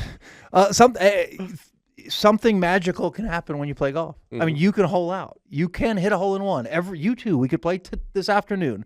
You might hit a hole in one. The odds Probably are not going to incredibly low. Yeah, I don't think that's happening for me. But there's a magical moment waiting for you out there on the Sweet 18, and it could happen. And I'm not going to score a touchdown these days. You know, there's nothing else even remotely athletic that I'm going to succeed at. But I could do something magical on a golf course. So next year around this time, golf is gonna be up our ass like you wouldn't believe. Right now it's like chill. It's like mid vibe, like golf in the house. Yeah. Cool. We got Byron. Yeah. Like guys just chilling over there. The next weekend's the Colonial, which I've gone to a lot and actually like the Colonial. I like that area. I can remember a lot of it from when I was young and used to go every year. But next year we get the PGA Championship, right? Yeah. And it's not going to be chill golf guy hanging out in the back. He's going to be doing keg stands. Like, No, for this is the months full straight. send. Yeah. And we have a major. Yeah. I mean, I don't. That's nuts to It's think of. it's awesome. We haven't had a PGA Championship here in 60 years, or a major here in 60 years. We've had 2 U.S. Opens here. One of them at Colonial, actually, in like 1941, I think it was. And Northwood, a local club, had a U.S. Open, and we've had 2 PGA Championships at Cedar Crest, which is down where I live, basically, kind of in South Dallas, and Dallas Athletic Club also hosted a PGA Championship, but those are all a very long time ago. So yeah, I mean, for your city to host a major is big in the world of sports, whether or not you're a golf fan or not. I mean, this is huge. And the fact that the PGA moved to Frisco, they built these two courses. The one East course, I think Fields East was built for this kind of thing, like highest level majors and Ryder Cups. And we're going to have both of those coming a couple miles from where we sit. Mhm. I mean, that's amazing. I think that's amazing. Yeah. And yeah, it's going to be really fun. I mean, the eyes of the sports world and certainly the golf world are going to focus straight on Frisco, Texas, 1 year from this week. Mm-hmm. I think that's awesome. That's pretty cool. That is cool. That's legit. And then the Ryder Cup a few years after that, whenever it is, that'll be even more insane than just hosting a at the major. same place. Yeah, same course. Oh, okay. I think 2031 or something. Or Sounds right. Yeah. I did a whole thing on Frisco when they were building the PGA and that whole deal, and they know what they're doing. yeah, They know how to bring things up around this little part of the yeah. world. 2031, I'll be long gone. But young guys like you, I'll just be go out there for me. then considering maybe 10 more years till I take up golf. Okay, we get closer. Yeah, I'll be getting closer though. Yeah. Inevitably closer. You're 10 years away from being 10 years away. Yeah, exactly. Exactly. Yeah. What is North Texas golf like right now? Like is the Byron a big deal? I know it's moved so much that it's like confusing Yeah. for me to I like a golf course or a golf tournament when it stays in the same place. Yeah, Not to get all on the front porch with you, but like just find a good course, stay there. Sure. That's why I like Colonial because I know the streets. I know the holes. Like I remember going to it when I was a kiddo, and I'm like, if I was gonna go to one, Colonial. But the Byron might be badass too. I have no idea. So tell me what these next 2 weeks are like. well, it's tricky to answer because we know people who are involved in these tournaments, specifically the Byron Nelson, the CJ Cup. Mm-hmm. But it's fallen off. It has. I mean, the Byron Nelson's rooted in Byron Nelson, who would handwrite invitations to Tiger Woods and people like that, and they would open their mail and go, "Shit, I gotta go. I gotta go to Dallas. The old man's making me go again." But out of respect for him and his wife Peggy, they would go to TPC Las Colinas, where the tournament was for a very long Red time. Pants. Yeah, the Red Pants is the salesmanship club, and they're incredible. Again, if it's real or it is real, it's a charitable organization. The Momentous Institute, right? Yeah, I don't remember the name of it, but I've gone to that thing. Like they are helping kids. Like tens of millions of dollars, maybe more, that the Red Pants have generated over the years. They were always historically one of the most charitable organizations associated with a PGA event. I think like the Waste Management has surpassed them now in Phoenix, where they drum up more money, and even the Valero down in southern Texas does more. But it doesn't matter; it's not a contest. They raise a shitload of local money, so that it's rooted in that. But players basically came because Byron Nelson was here, and then Byron Nelson passed away, and those letters quit coming, and so did some of the bigger players. So there's also a thing, the PGA Tour has elevated events, right? They have 8 elevated events per year, and then they have 4 majors, and then they have like the playoffs. These elevated events have a purse of $20 million. The Byron Nelson this week has a purse of about $9 million. That's less than half. That's a smaller purse. It's less money they can win. Golfers are sharks, and they're trying to win money by beating you on a golf course. That matters. So, and the scheduling sucks because we had 2 elevated events at the Cadillac in Miami, and then the Truist Bank at Quail Hollow, and then we had the PGA Championship the last 3 weeks. So $20 million, and a major, which is also $20+ million. And now it's time for us. Every one of these big dudes played in all of those, and now they're like, my ass hurts. Time to take a break. My knee is hurt. Yeah, it's time to take a break. Call of Duty. Beer time. Yeah. So scheduling this. It sucks for the Byron Nelson, and the purse is smaller. So it's such a natural time for all the best golfers in the world to take a break. So we only have 3 of the top 50 golfers in the world playing in the CJ Cup, and 2 of them are Spieth and Scheffler, because They live here. They live here. They have some local obligations. Scheffler is the defending champion, and then Siwoo Kim actually lives here too, and I think he's the 3rd out of the top 50, something like that. So the field just isn't that strong. So the golf world is not hyped for this tournament this week. Like an ATP 250. Yeah, Yeah. Like the 10th ranked player is actually the number 1 in this tournament. Yeah. Yeah. And it sucks because the tournament is great. The people that run the tournament are great and charitable, like we said. Craig Ranch, the course it's at, last year, Scotty Scheffler shot 31 under par for 4 days. No one, silly number. It is silly. And no one in any PGA Tour event of all time has shot lower than that.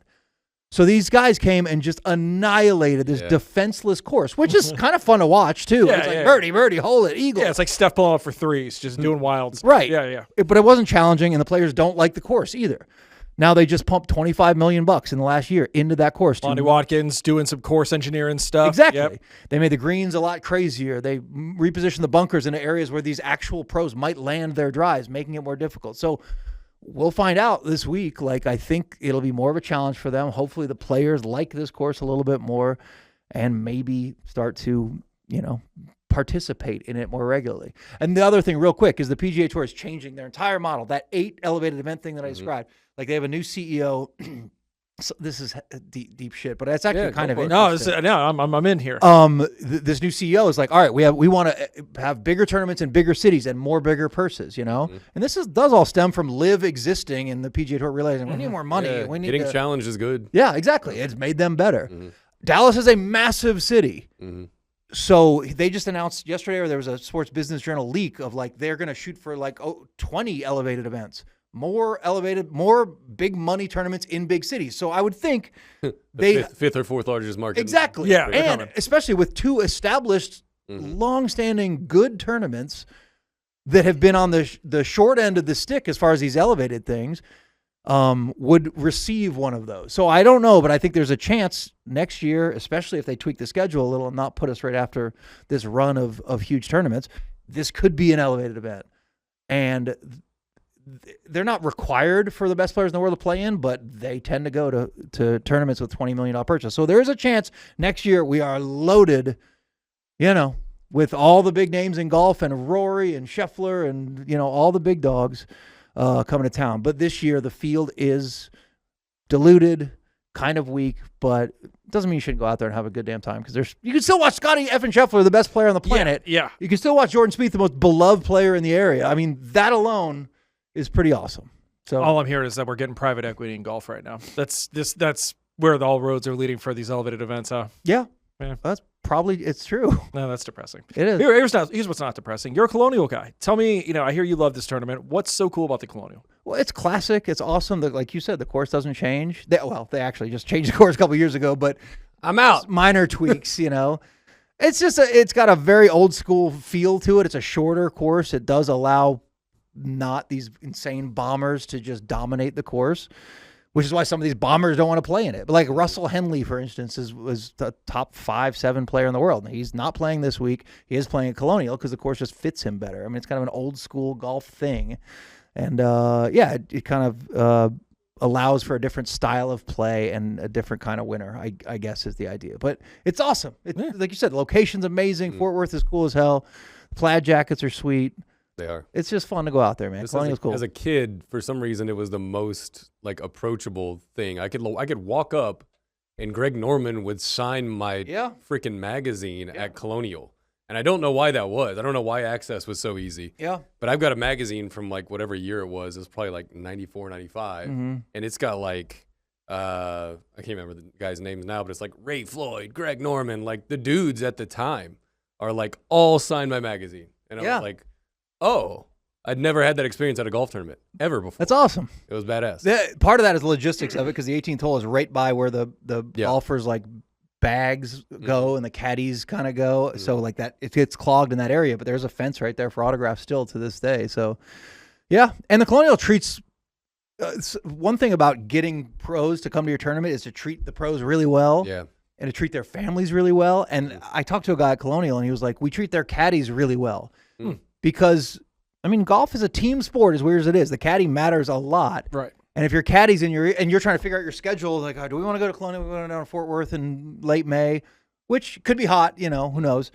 And the caddy's like, let's put that on. That fits your game really good. And maybe just because the caddy gets a sweet house and a company car to use, whatever. Both tournaments, but the Colonial specifically treats families and caddies really well to try to influence the best golfers to come play in them. Yeah. So they're both great. They're great tournaments, but yes, if we had that $20 million purse pumped into these things, that everybody's coming through. Entice all the big dogs. We should have a major damn tournament in DFW, and hopefully we get one next year.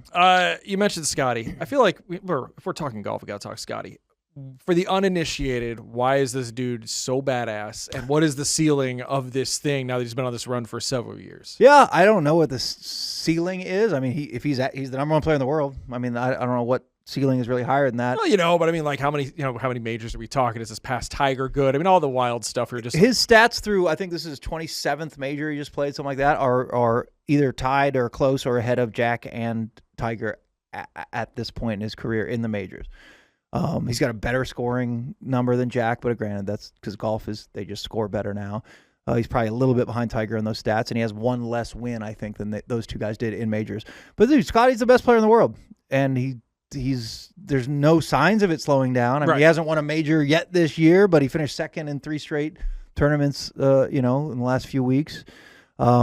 He's incredible. His ball striking, he doesn't miss. He's smart. He's probably plays smart. Like you watch Jordan Spieth or even Rory, it's wheels off. Like they're going to nuke one over here and then they have to make some crazy save and make a putt. And that's why people gravitate toward Jordan Spieth. And like, that's fun. Scotty just will put in the safe part of the green, 2-putt all day long, bore you to death and beat you by 6 strokes.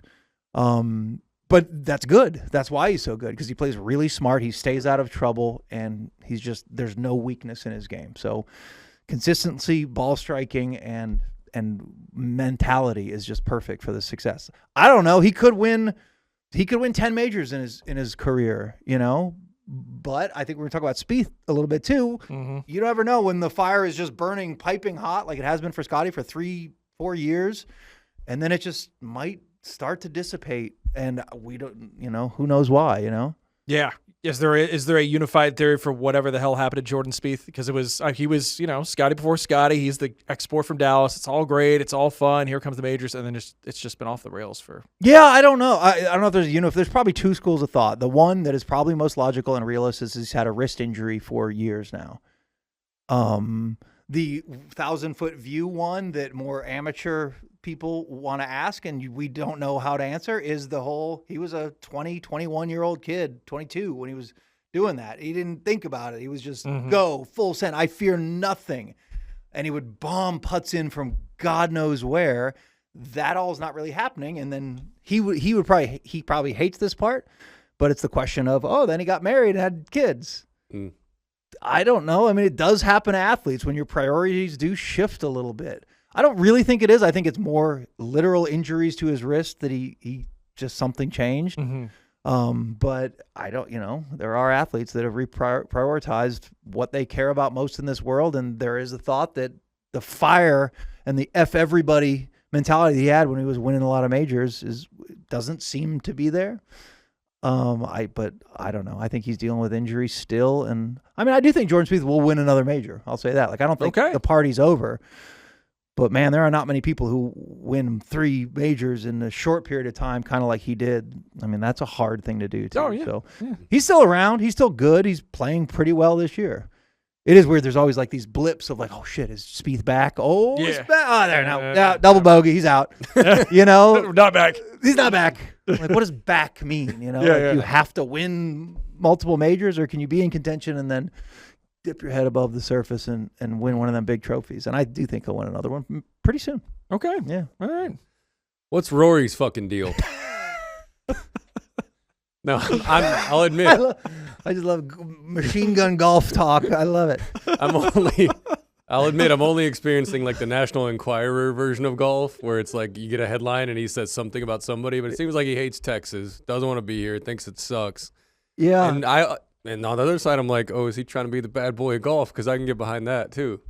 So Rory's just the face of golf for 10+ years, and he's also like eloquent, and he does do interviews always and says yes to requests. So he's just on mic, and he has a lot to say when you ask him a question, and he's honest. So that leads to a lot of sound bites and thoughts and, oh, wait, what? You're mad at this? And he was the unofficial spokesman for the PGA Tour when the entire LIV thing happened, Mm-hmm. I don't know if anyone dislikes Rory. I don't know. I love Rory. I think he's cool as shit. I talked about this on the Dumb Zone with Dan and Jake the other day, and they asked about Rory. And one thing about Rory, much like we talked about the meritocracy and all this, Rory was not a rich kid. No. Most of these dudes are rich kids. I mean, massive rich kids, and they grew up in country clubs with access to everything. Rory didn't, man. His parents worked a lot of jobs to get him equipment that would give him an opportunity to compete and drop him off at the little local golf course in Northern Ireland. And he'd spend all day, like, I don't know, like maybe he was middle class. I'm not even saying it was Mary Poppins. His dad was a chimney sweep, like Oliver Twist is based on his life. Like that's probably an exaggeration too, that my mom worked all night, all day, but he was not a rich kid. So humble beginnings relative to most of the guys on tour. Yep. So I like that about him. And yeah, he just talks a lot. They ask him a lot of questions, but I don't know what's not to like about Rory. And there are some people that don't, but he's awesome. He's cool. He took a shot at Frisco this tournament because, the PGA moved their home to here, to Frisco, Texas. And part of that is building that course and assigning that course very prestigious tournaments like the PGA Championship that we get next year. Yeah. It's not a classic course. There's no history to it, but the PGA is like, hey, this is our new baby boo. Come try it. So it doesn't fit in the rotation with some of these iconic courses. So he did say something like, you play these amazing courses with history and Frisco. So I don't think he hates Texas, but the purses aren't big enough for him to play in the CJ Cup or Colonial. And he has no reason to love the idea that the PGA Championship is coming to Frisco. So he may have made that kind of baby shot. But I don't know. I love Rory. I think he's awesome. And I'm going to apply it to Jerry Jones or any sport. Like when you get someone who gives you sound bites galore, I'm mad, I don't like this. And then they're gone. And you're like, oh, fuck, somebody else say something. Yeah.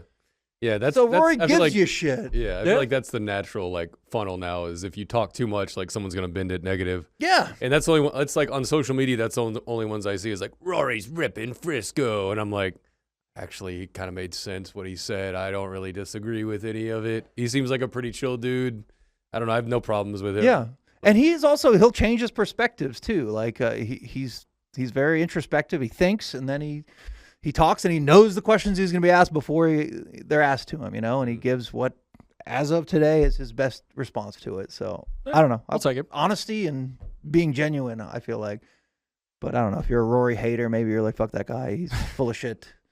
Ireland. Sterile answers. Fuck that place. Fuck Northern Ireland. There is no shortage of people that hate Ireland and Irish people. So Fair. Yeah. they could do that if they Fair. want. All right, you're selling us on the golf thing. This is good. All right. Let's I'm see. looking at tea time. For Yeah. the three Michaels. 3 Michael. Can we find one more Michael Yeah. anywhere in town? I'm so busy. I think we could find one. Okay, let's see how far we can push this then. You've sold us kind of, sort of, maybe, but not really, but kind of on golf. What's F1's deal, man? I hear you dig that. What's is it just, I feel like every fourth person I know likes F1 now. Is it just the Netflix show? Why are we into the racing thing now? The shortest answer is yes. It's the Okay, all right. Netflix show. All right, I the watched Netflix the show was awesome. It's a good show. I watched the season of it. I was like, this is good. It's an excellent show, and it was sort of the Tiger King of sports. Like it hit kind of during the pandemic, right? I think that's when It's around there, yeah. when those things came out, maybe shortly after, and they were juicy as shit. I like racing. I've always liked racing. I've been to Daytona multiple times when I was a kid. 500. I've been to the Indy 500 multiple times. My dad raced boats, so I grew up around racing, maybe more than some others. So I'd always keep an eye on it. But yeah, the Netflix show certainly impacted me wanting to delve deeper into F1, and it's just sexy, man. It is a sexy, beautiful traveling circus that goes around the entire world to the most exotic locations, and maybe IndyCar is faster, but I mean the cars are really fast. It's really a refined form of racing compared to NASCAR, where they do ram into each other, which is, if that's your style, like, cool.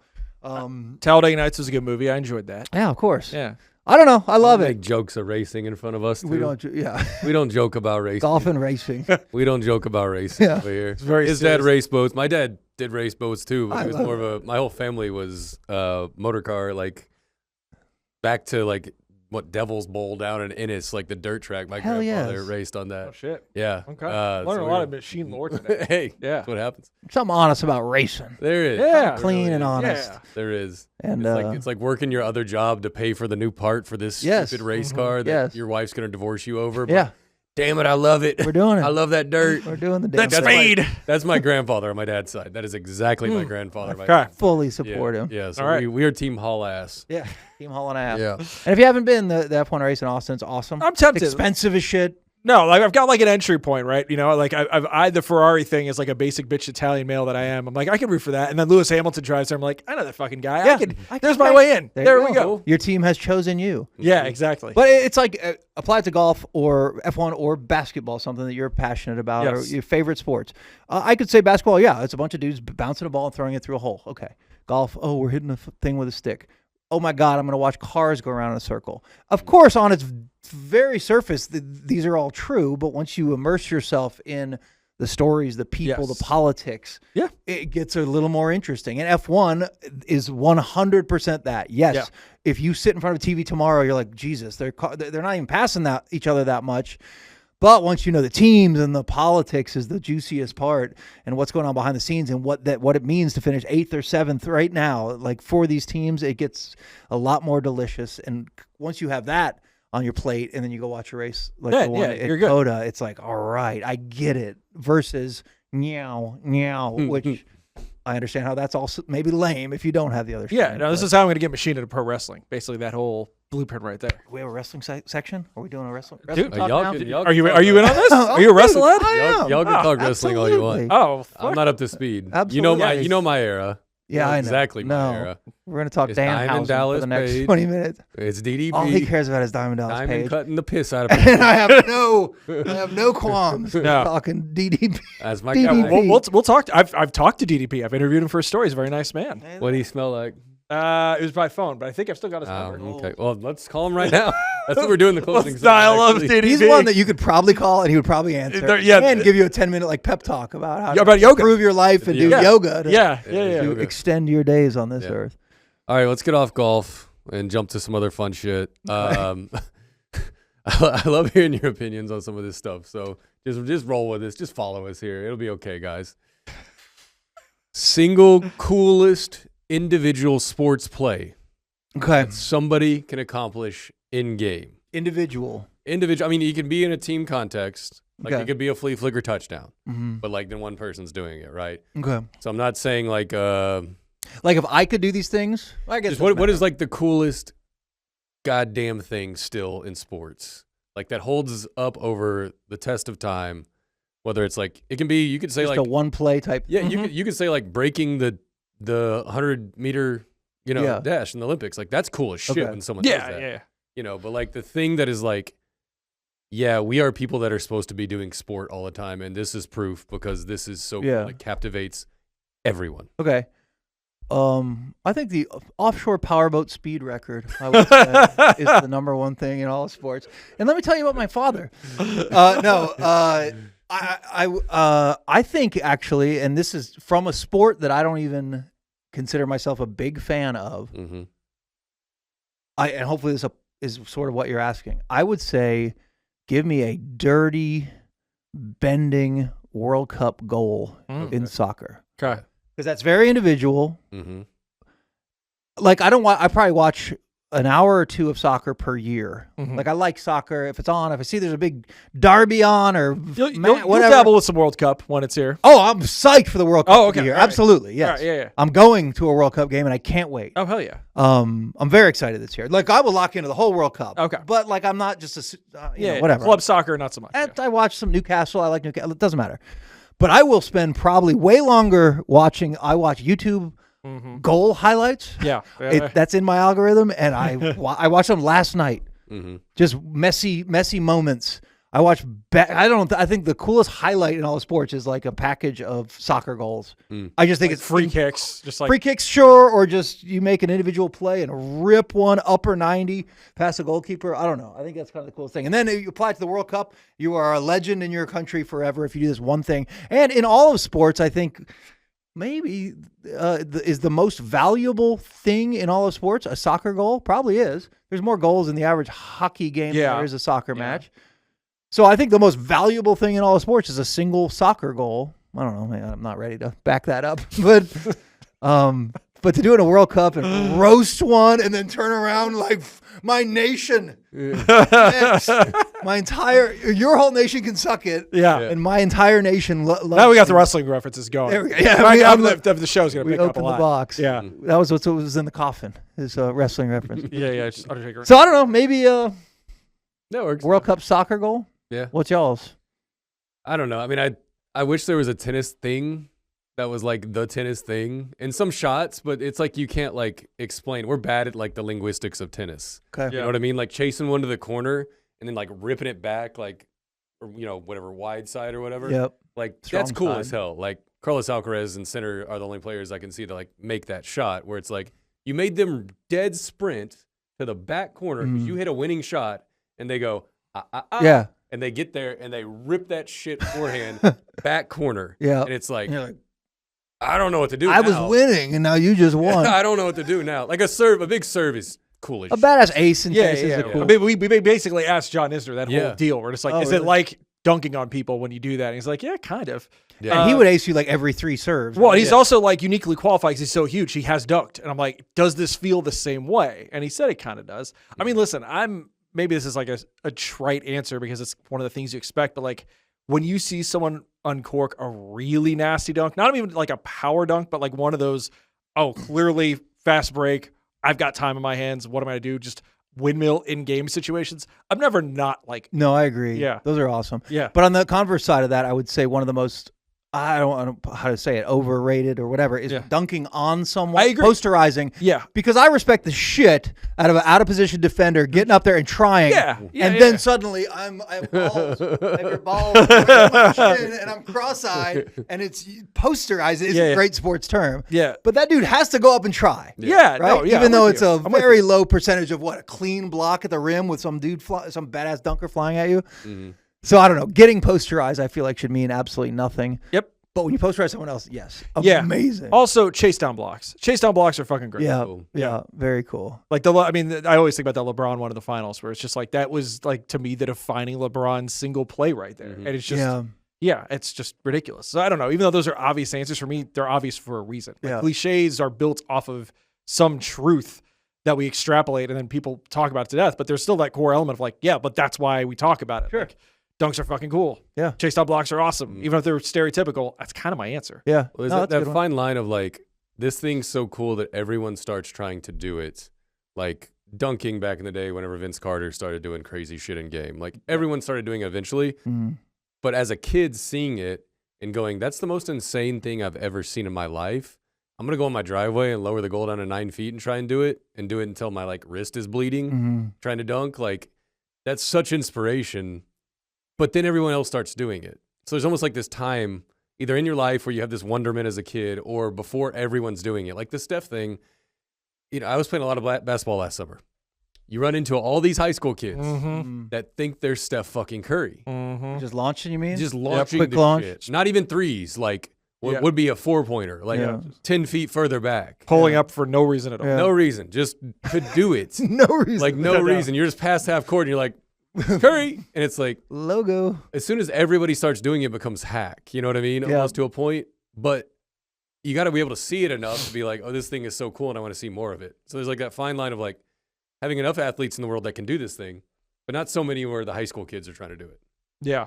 Yeah, and with that one too, like you can pull up and hit a shot from the same distance as Steph does. Like you Yeah. can do that Yes. with an incredibly lower percentage, but you can do that exact thing. Yeah. Some of these you just you Yeah. you No, can't I'll never do. be able to try. Right. No one's going to throw me in. I'm not going to get a bunch of pitches thrown at me at 99 to see if Yeah, I can to hit see if one I at 400. catch one. Right. Yeah. Not happening. Another one we didn't mention was the Robin a home run is pretty. I was thinking about Pretty that. effing I was thinking hard. about that. Like, you see And especially real cocky, just like Mm-hmm.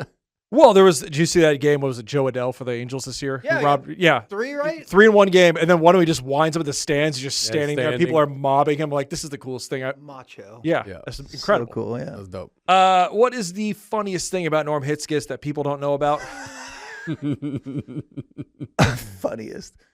I don't know if it's funny, but I think he's just cooler than people. Like I want to be like Norm Oh, he's one the day, man. where he He's the man. runs his entire world, got a beautiful, awesome wife, plenty of money, and it all built on like exactly what he did and his knowledge and his skill. Like I don't know, he's just funnier and like cooler than I think, because I think he comes off very sports dorky. Mm-hmm. And that dude is like a legit cool dude. He's kind of, and he's also like the kind of the leader, if you'd still call him that, of like he's like a sports mafia person. Mm-hmm. Like everyone says yes to him, and he asks nicely. Mhm. You know, Would you please be a part of this? And then Mark Cuban in his car screeching to come to Normathon and write a giant check.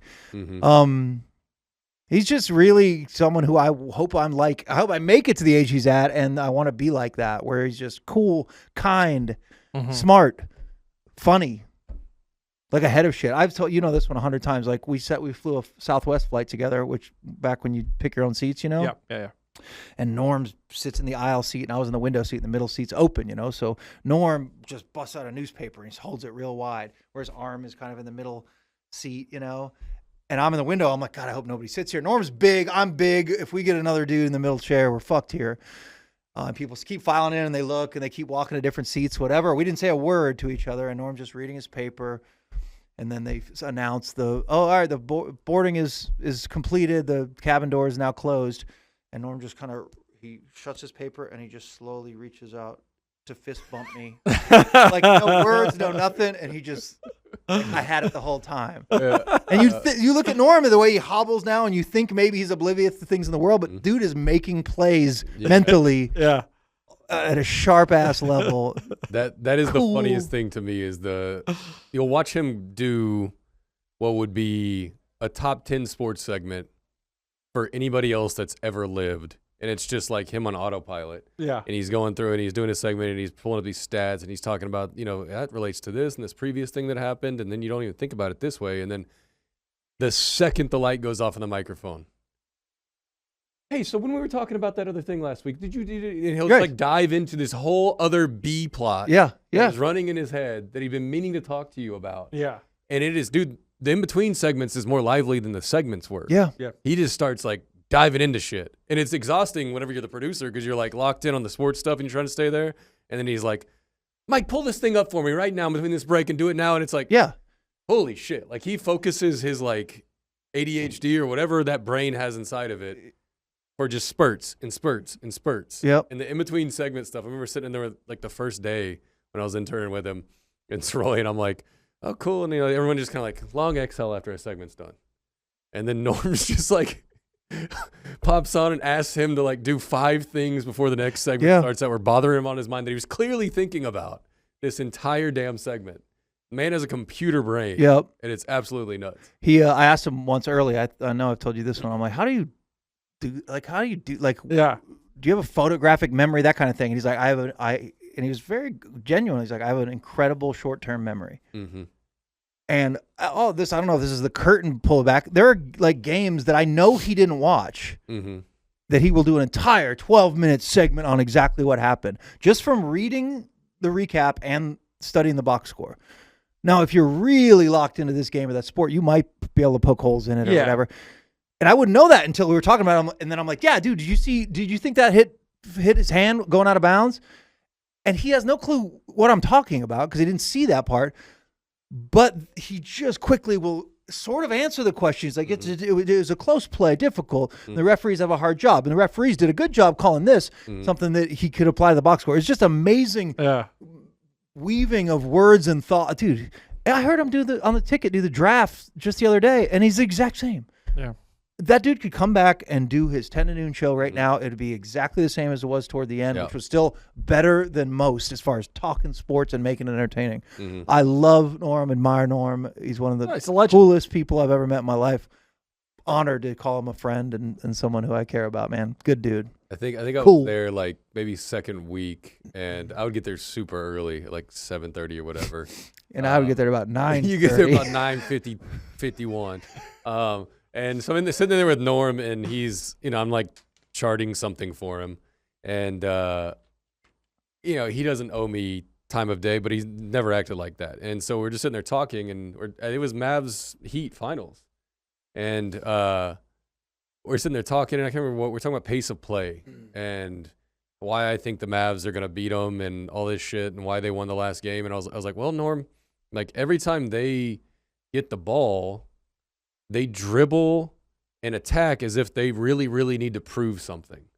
And it's like taking the piss out of them every time on offense because they dribble it a whole 24 seconds and they don't pass it, they don't share it, and they just like seem like they need this each possession. And the Mavs are just like running their shit. And it's just like, if it doesn't work out, there's Dirk. And he was like, you know what? That's a great point, Mike. He's like, do you mind if I use that? And I was like, Really? yeah, Yeah. go for it, man. And I've been interning for 2 weeks. Yeah, I've known yeah. him 6 days of my life. And he goes into the segment, he starts talking about that. And I was like, this is fucking nuts. Like, this is insane. Like he made it his own Yeah. with your Yeah. permission Yeah. and Right. then added to it. Yeah. Like Yeah. you had the outline and then he fleshes it out however But long. isn't that just a sign of such intelligence to Yeah. be able to respect you Mm. as a lowly intern, Yeah. and be like, Jesus, this is this is a really good point, Yeah. and to build on it, and then to eloquently deliver it Yeah. all in a nanosecond. Yeah. One of the smartest dudes I've ever Yeah. He's the best, man. Got to sit under the tree, and Yeah. learn from. Cool dude. Yeah. He's got a pretty nice coaching tree going, Yeah. by the way. Yep. Rest in peace, Norm. All right. Well, I'm a couple days shy of Oh no. exactly 1 week shy of being 40. I don't care. Not a big deal. He is a handful of days away from being 50. Mm-hmm. So all I can think about the entire time, which this doesn't exist. I'm going to make clear these don't exist. There's not like leagues that are like 40 and over. There's like 25 maybe. I don't know. I don't know. I don't do leagues anyway with like hoops or tennis. I'm like, I'm going to jump into this new world where I'm a league guy Yeah. and now I'm going to go play everything. But I'm like, I wonder where I am at like the second I turn 40 in one day. Where do I rank in the world in tennis? Okay. Probably awful, but getting better day by day. Mm-hmm. And so I'm like, you're about to hit 50, Yeah. fresh 50, a young, hot 50. Thank Spry. You. Thank Yeah. you. Thank you. And I'm like, what sport does Sirois think that he could be like 90th percentile or around for the 50-year-old and over category in the world? There are a lot of there's a lot of old fatties out there. Yeah. So you're doing That's good. 50% right there. You're We just doing- got to yeah. clear 40. You're already in like the 70th percent. Just by being mobile and Yeah. by having a BMI that's normal. Yeah. Yeah. my answer is none. We're talking 90%. Whatever Yeah. you want to say. What would you peak out at? Where would I be at my best Yeah. Yeah. as far as Yeah. over 50 sports Yeah. league? I as stupid as it is to say, I do think I'd be a football tight end, Okay. Okay. right? I Because think so. I'm healthy enough. I've never had a significant injury, knees, and Mhm. everything is working properly. Size is okay. Yep. 6'2", Mhm. 210, A unit. 215. If you will. Real unit. I could always catch. I have good hands. Yeah, you I do. think I could run some routes and Mhm. pick up a couple first downs. Because you can't picture succeeding in any sport, but you're saying everyone's over 50. Everyone. Yeah. So okay, then You're the youngest dude there. if I you're show up this Once you're Sunday, 50 and 1 second. At you are the midnight, youngest guy in that league. I show up midnight on It's like Sunday. senior tour. Well, it sure as hell isn't golf because Yeah, no. they would all. I guess maybe football tight end. I'd be okay. I I think, think so. I think you'd be okay. you know. Okay. I think you'd be all right. I think the one that people wouldn't think of is tennis. You're Yeah, pretty but- good at tennis. No, but I haven't played since we played tennis, That's which is true. probably 4 years ago Yeah. now. I kicked his ass too much at the end, and he I don't gave remember up. that. I don't remember that at all. As soon as I figure out how to serve, it was over. Yeah, that's fun. I'll play tennis with you again. Let's do it. None of them is the answer. I kind of suck. It's all sports now. Everything I try to play, and it's just all of us in my head. I mean, when we play hoops, like when I was a kid, I was pretty badass at hoops. I could definitely shoot. I go out with you now, air balls, and I'm like, well, no, something's wrong. Like air balls this. and clangs, and nothing goes in. I can't make a layup is a 50-50 proposition. I'm like, so my answer to that is just stop doing this. Just Stop it. learning that I now suck at Yeah. everything. Just Yeah. don't do them. And Yeah. remember when you were decent at them. Speed walker. Okay. You might be way up rucking. there. Yeah. Rucking, I'm pretty good at now. Yeah. Yeah. Hey, who's the greatest living magician? Love you guys. I love this. Is a well handcrafted artisanal interview. By almost any metric, I think you have to say David Copperfield is the greatest magician. If you're talking about money, I think he's worth $1 billion, isn't he? Mhm. And he, I know he owns 11 islands in the Bahamas. 11? Yeah. Why not 11? Well, I think they're all like close to each other. Mm-hmm. And I just looked this up somewhat recently.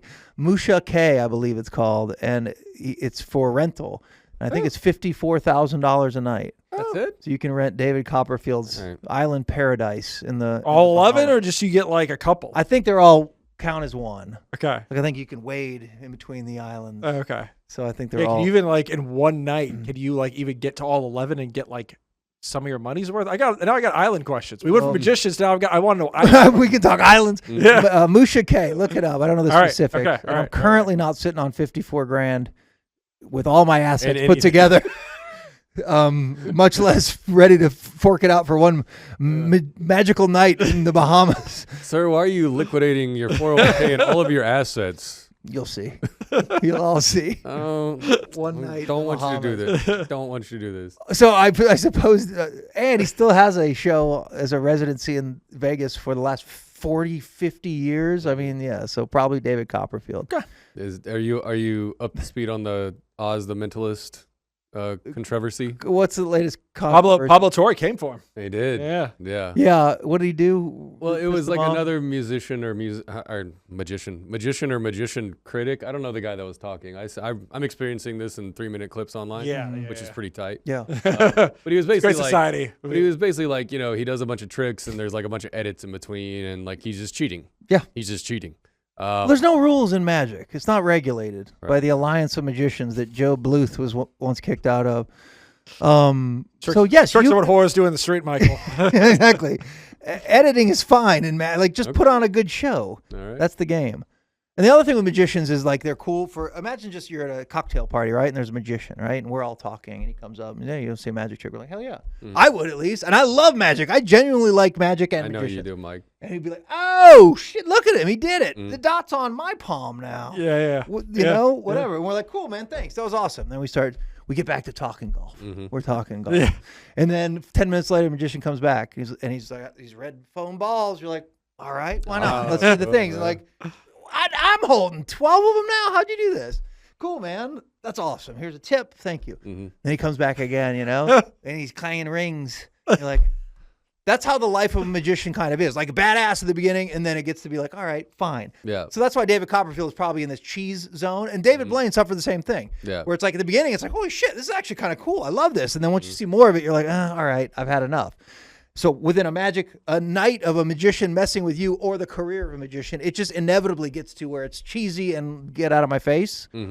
So, yeah, young up-and-coming magicians are probably cool and considered the greatest right now. But as far as longevity, you got to give it to the guys who've been around forever and doing it forever. So I like some David Blaine and some David Copperfield, I guess. So if Mike is the ruling name of golf, David is the ruling name of magician. Yeah, that's what they- we're the getting kings. from this. Yeah. I saw a Copperfield when I was a kid in Vegas once, and I figured out a trick like watching it live. 'Cause it was really like kind of poor.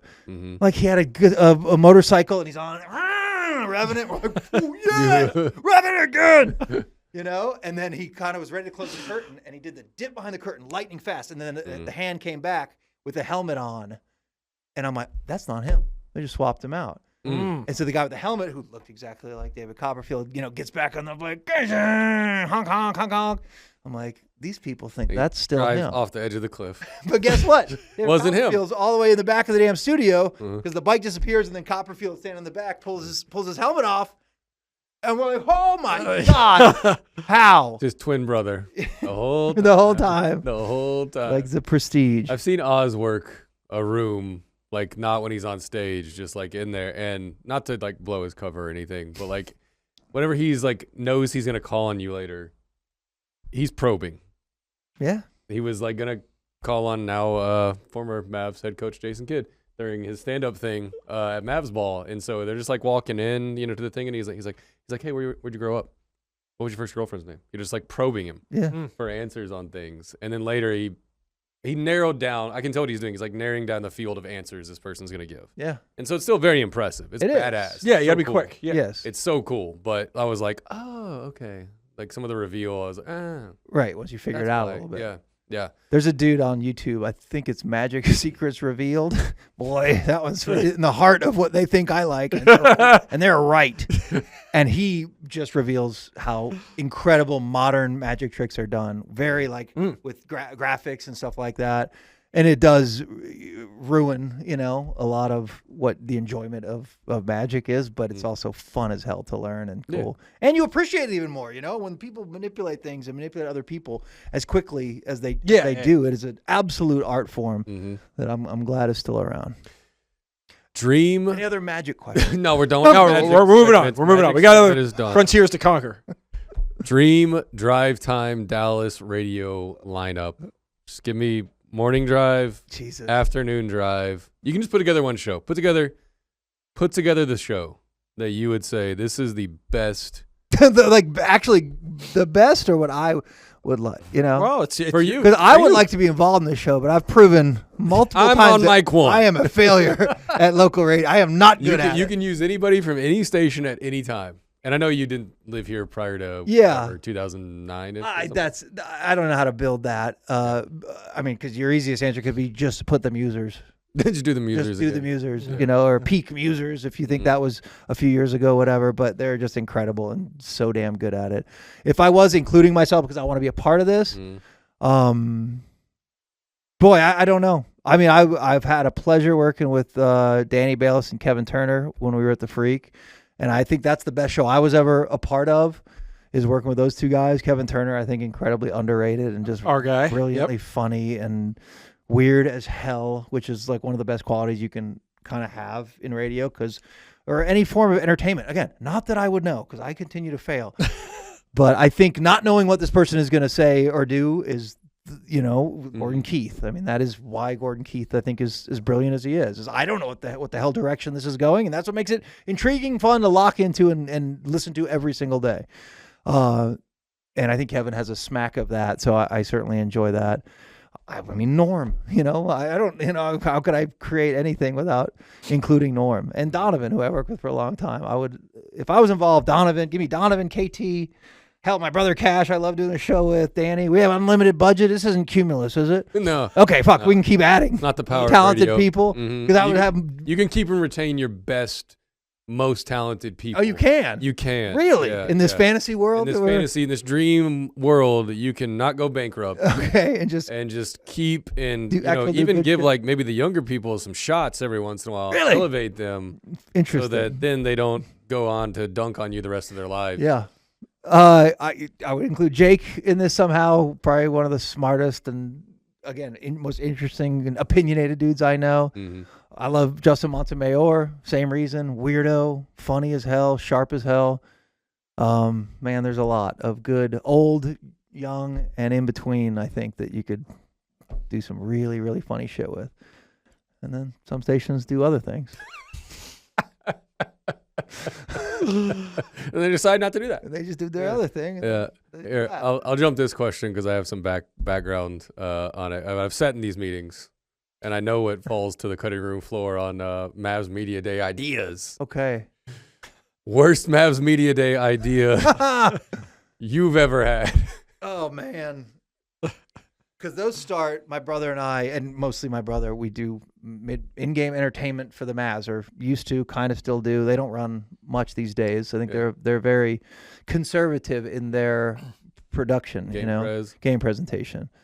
But they all start with ideas, on a round table that you've been in on, and there's a lot of really shitty ideas. But it's very funny though. It's a comfortable, like, no bad ideas place. Yeah. And we actually started with, we go out for like a beer, Yeah. and we have the rosters and maybe a little list of movies and shit that they like, but then we pitch some dumb ideas. The biggest problem I got into is I'd have ideas that were too reliant on talking, because the truth is what works is dancing.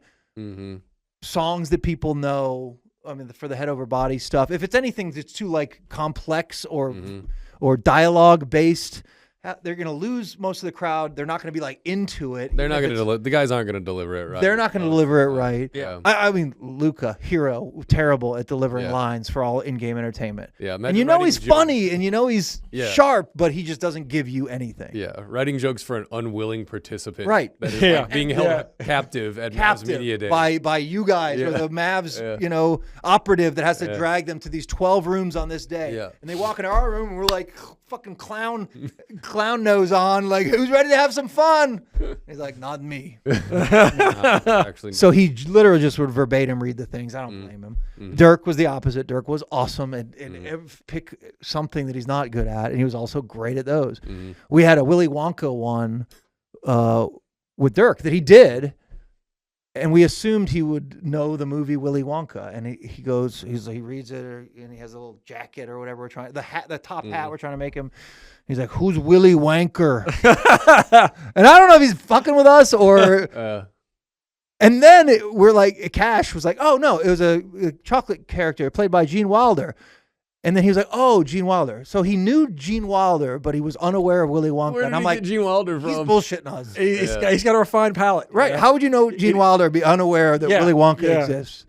But that's the angle Dirk played. Blazing Saddles was very popular In Germany, in Mike. Germany. Yeah. Maybe. Very popular. But he's like, he trusted Cash at that point, and he knew he was in good hands. That as dumb as this feels right now, it will come out being something that's funny, where the crowd will like it or make him endearing to the crowd. So anyway, long answer. We had anything with too much dialogue was a shitty idea. We had Cash came up with an idea once that was if you wonder how old we are, it was like a Karnak the Magnificent. I Anything. don't know what that. Oh, I love that you guys don't even know. Yeah. I don't know what that. I got means. nothing, brother. Again, this is on the pitch time when it's like bad ideas are welcome. Yeah. And Karnak was a character that Johnny Carson would play, Okay. where he would hold an envelope up to his head, and Okay. he'd Oh, okay. Yeah. The- I've seen that bit. the Red River, the ball in Dallas, and a parade route. 3 things the Cowboys would never, whatever. Then you open the envelope and reveal like the reverse joke. Okay. So Cash pitched something along those lines. And I know Karnak the Magnificent. At least I get the reference, but there's so much talking in it. It's like a nuanced joke. We're like, this is not going to work. Yeah. And then we laugh and move on. Probably a 10-second idea. But me and Jason Seeley, who's the editor that put together most of those Mavs videos, for over 10 years, any idea that was pitched, anything, we're like, dude, that thing will Karnak. Like we made it the verb for an idea that will fail, and Cash is just like, God damn it. And then he would laugh at it. Then he started using to this day, like any idea that's bad is like, dude, that thing will Karnak. That's I great. got below the Karnak. Yeah, the Karnak line. I mean, I've sat on some of those, and as someone that like, it's not really on me to make these happen, and I'm just throwing out dumb ideas. It's fun. Yes. It's a fun role. Yeah, to you don't play. have to execute. Yeah, I don't have to make any of these. Yeah, I just yeah. be like, Yogi Berra, Right. Yogi the Bear, and just start spitting stuff out. Dude, start going. That's how it goes. Yeah. And then you look at their jersey number, like, Yeah. all right, 77. All right, whatever. 007. 0077, exactly. Which we Done. We probably Go on. did. Done. Put it on the maybe pile. They may be five. And then it turns into this giant list of just shitty ideas, but some of them are great. Yeah. And then Yeah. and then how realistic are they? Yeah, Can you get the guys to do the lines, and will they work? So All right, so here's a scenario, Mike. good. The aliens I was come down. Yeah. They say, I'll spare your planet if any of you sons of bitches, dead or alive, can beat me in a race. We're racing the spaceship, so just in this theory. Okay. Everybody knows how to drive the spaceship. Everyone, Yeah, we can figure it out. Yeah. It's intuitive. Yeah. Give me your one driver to save humanity, dead or alive. To beat an alien in a spaceship race to the moon. Yeah, we're going to go to the moon. Makes sense. Yeah, going around it, and then we're coming Okay, back. then we come back to the finish line. Yeah. Well, I have to choose Bill Sirois as my Okay. because his boat is the closest vehicle that we race Very on close. Earth to a spaceship. Okay. That's can't be. Bill Sirois is saving us all, baby. Bill Sirois would be my first choice. Okay. No, among people that racing fans know, I think we'd all agree. We probably all 1, 2, 3 say it at the same time. Bill Elliott. Oh. I was You're counted Don't out. bring your Dale in here. Dale. Yeah. Not dead, just one lap ahead. Raise hell, praise Dale. Yeah. Currently, I would take Max Verstappen, who I believe is the fastest person behind the wheel of an automobile on God, planet he would make Earth. us feel like such assholes when he saved us. Yeah, though. so just He would rub it in. hold it up against be like- us forever. Yeah, he would just be like, You're welcome. Typical Yeah, Dutch. just be waiting for you to typical thank him. If you Dutch didn't do it fast reaction. enough, just be like, no, Yeah. like kick you out of the press conference. Like, no, you can't be on Earth Yeah. anymore. I saved your ass. I can kick you out of Earth. He'd No, be a prick You're going about with the it. aliens back to the spaceship. I don't like We're trying to save the planet here. Yeah. I don't mind if we send an asshole up there to get the job done. Yeah, that's fair. Okay. whatever works. Give me fast Max. All right, let's go rapid fire here. Yeah, it's a whole segment for rapid fire. This is a fun show. That's All what about we me, tried to all do. about Thank you. shale. Thank you. Yeah. Tail Need time. more of these. Tail time, baby. Artie or Jack? Arnie or Jack? I think here I go. An answer for you. That's sort of Jack is the Hulk Hogan, Okay. minus the racist. I was gonna pass that joke. and minus banging Bubba the Love Sponge's His wife. And And bankrupting Gawker. exactly. Yeah, doing all that. So Jack is the undisputed best, most significant, important of all time in Hulk Hogan, but Arnie is the Rock. He's the people's champ. Mm. I was gonna say he could just be the Randy Savage of this deal. Yeah, Yeah. it could be Macho as well. Yeah. But he was the people's champ. I mean, the people loved Arnie, so I don't know. Okay. But if I'm choosing one, All give me right. the Rock. I, I don't stand for racism. yeah, no, I like And Dwayne. I'm frankly surprised that you guys might. No, I'm pro Dwayne. I'm with you I on don't this know one. why. Oh. He didn't know who I these didn't people say are. anything Oh, about you guys are Arnie as well then? Yeah. Okay. Yeah. Cool. Yeah. Yeah. Edit that out. Arnie. Back room. We don't need the racist part. Almer. Got a delicious Right? drink named Yeah, after I him like the too. drink. Yeah. Add a little vodka in there. Yeah. Go. Making it John Daly. Yeah. Make it a John Hey. Daly. All right. On your tombstone, you get space for one Onion headline. Well, Choose one of my choose the favorites are fighter. the most applicable. Whatever you want people to think of you whenever they. And you can't finish a sentence that says onion headline in it, and I don't immediately think. You know the one I know always, exactly. You know the one I always. I think fuck everything. We're doing 5 blades. Written by the CEO of Gillette. The Quattro came out and they're. Fuck everything. Fuck everything. It's like a mad picture of him Yeah. It's a very stern face. 20 years ago. Yeah. Fuck everything. We're doing 5 blades. Yeah, I mean, You sons of bitches. We're the kings with the Mach 3, and you come out with this Quattro bullshit. Now, are we including Clickhole in the Onion universe here? Because the actual sure. best answer for a tombstone for this is which one of my idiot sons are you? Okay. There's so good. many. Yeah. There's so many. I I thought maybe the moon landing. Okay, the moon landing is a classic. Man lands on goddamn moon or Yeah, whatever it is. yeah. Yeah, Kitten that thinks was of good. nothing but murder all day. Kitten thinks of no. Yeah. Anything area man, I do like. I do also always like. What is it? Dolphin enjoys magical vacation swimming with stockbroker. Yeah. Sure. I always love that one. Dog befriends Roomba Yeah. with a picture of a dog like Yeah. laying next to a Roomba. It's always stuck with me. Yeah. I have multiple. This Yeah. Our Dumb World, and all those books. The only books I have in my home The only ones I can read. are the Onion headline books, and I don't read the article. Yeah. Headlines only. Never read one. So yeah, on my tombstone, put fuck everything. We're doing 5 blades, please. They'll just be like, "What? Is that what killed him? Like what? I don't understand. Did he work in razors? In the Razor game. I don't get it." All right, it's his turn, but you made him laugh too much. Yeah. Best Tiger Major. Probably the Masters in '97 when he smashed everyone, and Yeah. they had to like rethink their entire sport. Mm. Mhm. Although he had one where he beat everyone he was like 12 under, and the next best dude was like 2 over. I think it was the Pebble Beach U.S. Open. I mean, so many. Like, I was so effing. I like good. the comeback one. The one The that comeback was like, one. that was like 4 years too late.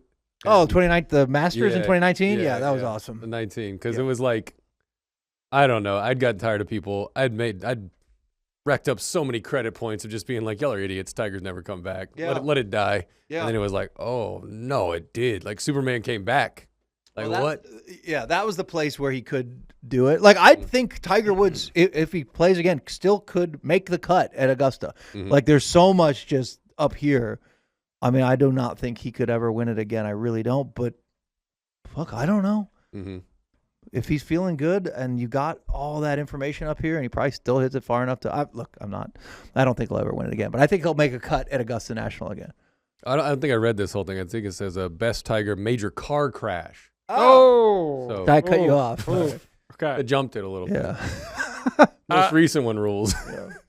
So you and I don't know each other well enough for me to know your favorite band, but I do know what band's music you listen to more than anybody else by virtue of your better half and the band she plays in. Shout out Oatmeal Pizza. If I can give you $1,000. But you're paying. He's paying. Oh, you're paying. That's right. Yeah. Sorry, I messed up the whole bit. You could pay. Give me some money. Yeah, right. You could pay $1,000 to never hear one Nirvana song ever again Oh, in your life. You know what? I don't have one that I don't like. They're incredible. Oatmeal Pizza is their They're cover awesome. band. I was thinking the other day as I was listening to Smells Like Teen Spirit as they played it, I'm like, you know what? I think, and it's a fun side project. What song have you heard the most in your entire life? You know what I mean? And I was going to do that with Danny Bayless on our show and do Probably it with one Kat. headlight by the Wallflowers. Yeah, okay, because you do always It's up there. play that. That's your ringtone still, I think. Still, I One don't know how head- to change it. one headlight.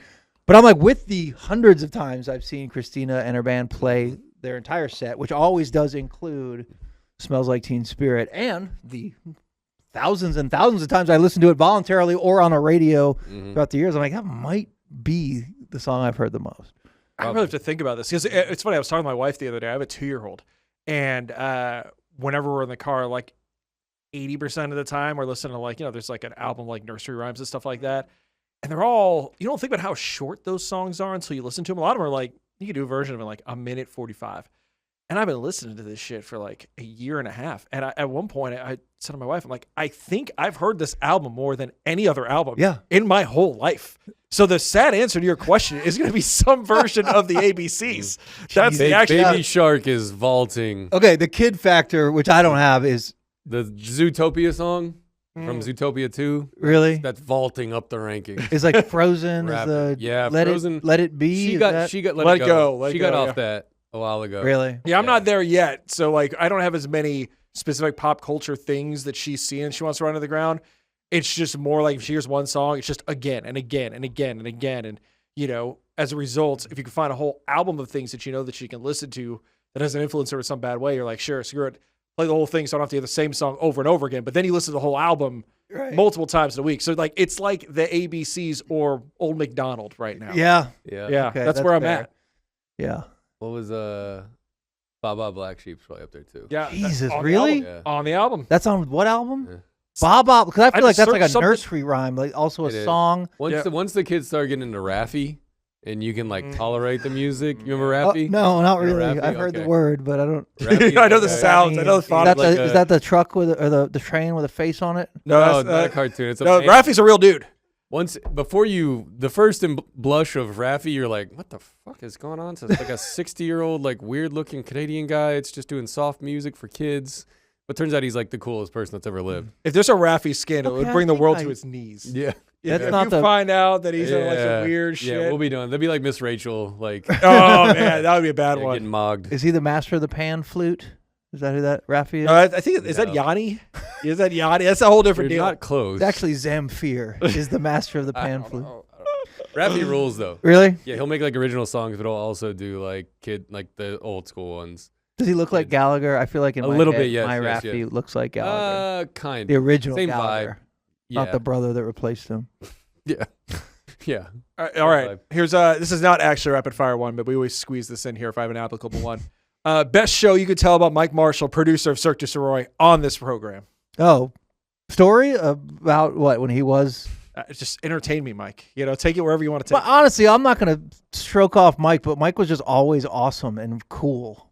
Like I don't know if I told like when we met, was it at the Colonial party, right? Was it It was that? at Coker's Barbecue in Fort Worth, I think, next And to that Billy was Bob's. after Yeah. I was at the Colonial. Yeah, and Davis Love was too. Okay, and because we found Davis Love the third's We credit did card find his on the credit ground. Yeah. it. Okay. Yeah. yeah, Yeah. which we see what that thing could do. Yeah. If they wouldn't Like, take it. one beer. Yeah. $1. Charge $1. Can you charge me $1? It's really fucking funny. We found Davis Love the third's We did, credit card. yeah. Did it have the third on there? Yes, I think it had the three. Yeah. Yeah. Yeah. And then I immediately like, wait, Davis Love the third's here? Yeah. Let me go talk to him. But I met you and Kevin that day, Yeah. right? Yeah. And you guys were students at North Texas. We were. And I was doing you probably remember. What was I asking? You had done one episode of Cirque, I think, and you needed people to, back when y'all used to go amongst the people and record stuff. Yeah. And y'all were doing some bit, and I can't remember what you asked me. It was funny, but I don't remember what it was. And you were like, "Hey, we need people to. We're asking random people on the street questions." Yeah. And I was like, "Cool, let's go." Yes. Mm. But and again, zero. Not. I just think it's cool that we randomly saw you, walked up to you, or you guys walked up to us. Mm-hmm. But we never met, right? Never known each other. No. I mean, I wanted to get an internship there because KT was working there, and I honestly hadn't been listening to the ticket that long. Yeah. I had like just kind of recently gotten into it because I got a warehouse job, and I was like, oh, you can listen to radio all day. Yeah. You get tired of music real quick if you're there for literally like 8 hours a day. And I was listening to ESPN, and I was like, this kind of sucks. And I just stumbled on the ticket, and I was like, I don't know if this is for me, but everyone here seems to like it, so I'm diving in. Right. And then, of course, you get hooked. Yeah. You become a P1. And then I had talked to Bassick previously about interning there, and I had met Norm because I was bartending at Rockfish as well. Where you lived. Yeah. And you worked there for 22 years. And Every time it comes, anything in Mike's past, I assume it was at Rockfish. yeah, he just paints me into Rockfish. I love that you And worked I at saw- Rockfish. I was so working long. patio like one day, and Norm had a what's that place where David Pigeon owned? Star Power. Star Power still owns. And Norm came walking up the sidewalk, and I ducked in there, and Right. I bought Norm a drink at like Juice Land or something. I know that part of the Yeah, story. and I was like, hey, I just, I'd been talking to Bassick about an internship. Obviously, that's not going to work out because he's not there anymore, but, I still want to do that. And he was like, oh, get in touch with my new producer, Mike Sirois. And it was like maybe a day or two after that. Really? This event was happening. Yeah, that was crazy, like timing all of it. Yeah. And Mike was funny in his answers for whatever the bit was, I remember. And I don't know if you were my first intern or what. It was. Yeah. Okay. Yeah. Well, then even more so. Like in my head, I took the internship program very seriously. I'm like, this is cool. Like cracking a door open for somebody. Yeah. But even at that time, I remember I was like, this is someone who's gonna hang out with me and Norm like every day or 3 times a week, whatever it was. So I'm like, I want someone who's not gonna fucking annoy me. Mm-hmm. Someone who seems to be cool. Mhm. And that was literally like the first level criteria. And then interest in the ticket, sports knowledge, Right. getting there on time, willingness to help dig up stats for Norm. I mean, and he had all that. So that's all I remember at the very beginning. And then I'm like, dude, this dude's funny, which then is like, holy shit, this guy's actually funny. That's an asset, that's something that can help. And then so we were like, dude, let's get Mike in and everything that we can do. He certainly helps. And he's also a yes dude, that's like the biggest thing is you can just tell someone's attitude. It's like, hey, dude, will you do this or find this or try to book this? And he's like, sure. I'm like, oh my God, that's amazing. Rather than, oh, how am I going to do that? How am I going to find that or do that? Which is the attitude that you get a lot. So yeah, he was just kind of the good side of all those options. As far as specific story, I don't remember. I just remember he was producing for us, doing an excellent job and funny on the mic. I'm like, this is perfect. This is exactly what we're looking for. That was very heartfelt and sweet. Yeah, I mean it too, man. I admire Mike. I No, think he's the best. That's why we do the show. I thought he was going to bring up the time we fought over the ALS Ice Bucket Challenge.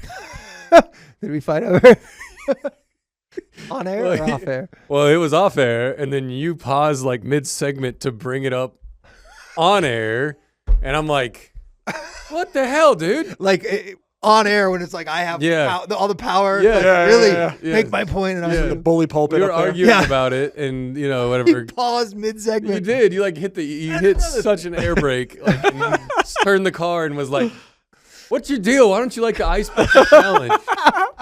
And that's the one time I had to be dumped. Really? That's the one time I had to be dumped on the ticket. What'd you say? S or F? I said, you effing idiot. How do you not understand this? And but then like immediately next break we were just like laughing and fucking Yeah. doing our stuff. So yeah, In radio, on air arguments are gold. I love Yeah. them. I never fabricated one like with something that wasn't real. But if it starts, I'm like, let's forget it. Why Yeah. not? And it's Yeah. not. Trust me, I ain't taking this shit personally. yeah. And I know it's like intriguing to listen to. So that's funny that I did that. Yeah. God, I'm great. You're pretty Good good. at radio. Favorite concert you've ever traveled to attend? Probably Radiohead at Madison Square Garden. That's a nice. Did you have the That's a flex. Radiohead on the bingo That's card pretty- yeah, it for was me high up coming there. in? I figured we had to get yeah, I saw Radiohead at Madison Square Garden and it was incredible.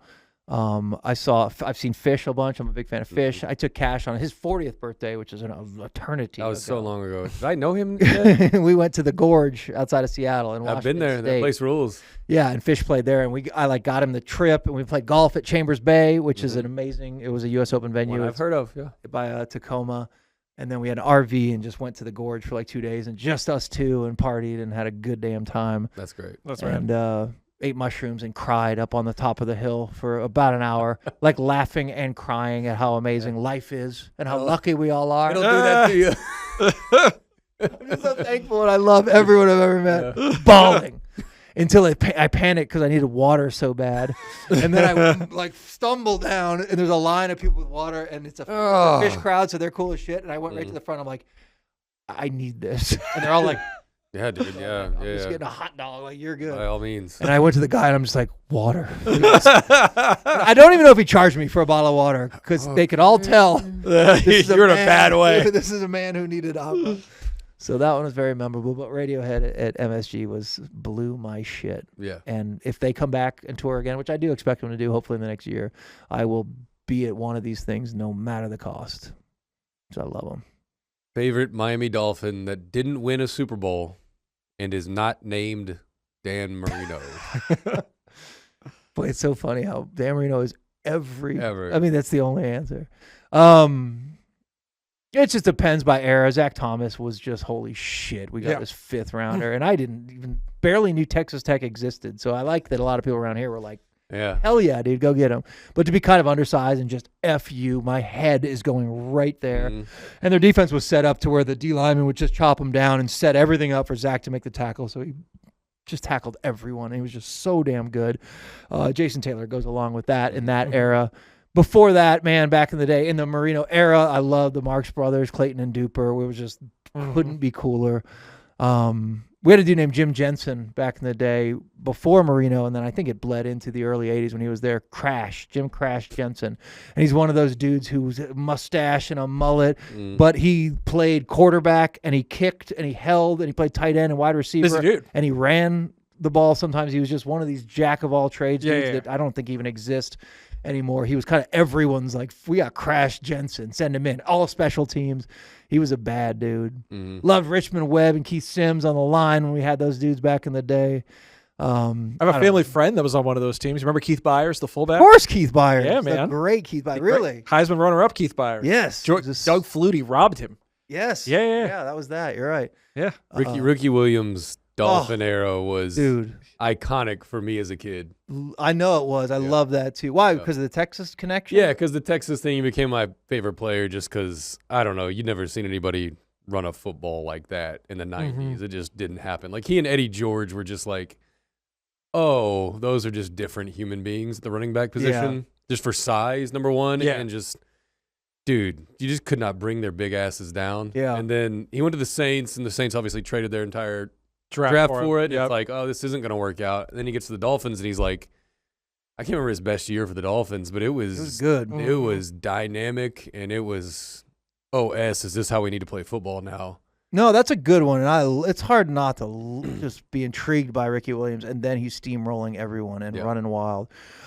I know you know this one. I worked for the Simpsons for a while in L.A. Go ahead and mark that one off, Mike, on the card. Was that on he the brought speed? up Simpsons. Was that on okay. speed round? Simpsons. Well, it applies to this, and they did an episode. They did sports episodes sometimes, and one of my jobs was to make sure that guests would get to the room where they would record, right? Because they come to the Pico lot in Los Angeles, and I'd have to. That was my first job in LA for Fox Sports. No shit. It was on the Pico lot. Oh, really? Yeah. For what? Like Best Damn Sports Show or something? Or Fox Sports they ran that assignment shit there? No, they did. This was like I met Chris Rose. Yeah. This is like the FSN assignment desk back when the network was going on. And then I met my wife because I moved to the Woodlands for a Fox job, and she was working there. But yeah, man, Pico lot, eating at many a meal at the News Cafe. At the News Cafe. This man knows. The worst. This man knows. The worst and named Moe's cafe. Well, there's News Cafe and there's Moe's. You got a couple options. Well, see, I don't even know Moe's. Oh, Moe's was named after Moe from The Simpsons. Yeah. That was more like a grill situation. Made a very good Cuban sandwich. Believe it or not. Really? Got some DVDs at the studio store. I know you remember that thing. Definitely, the studio store is fun. That thing was rad. So that exact lot, which they would be assigned to park somewhere and whatever.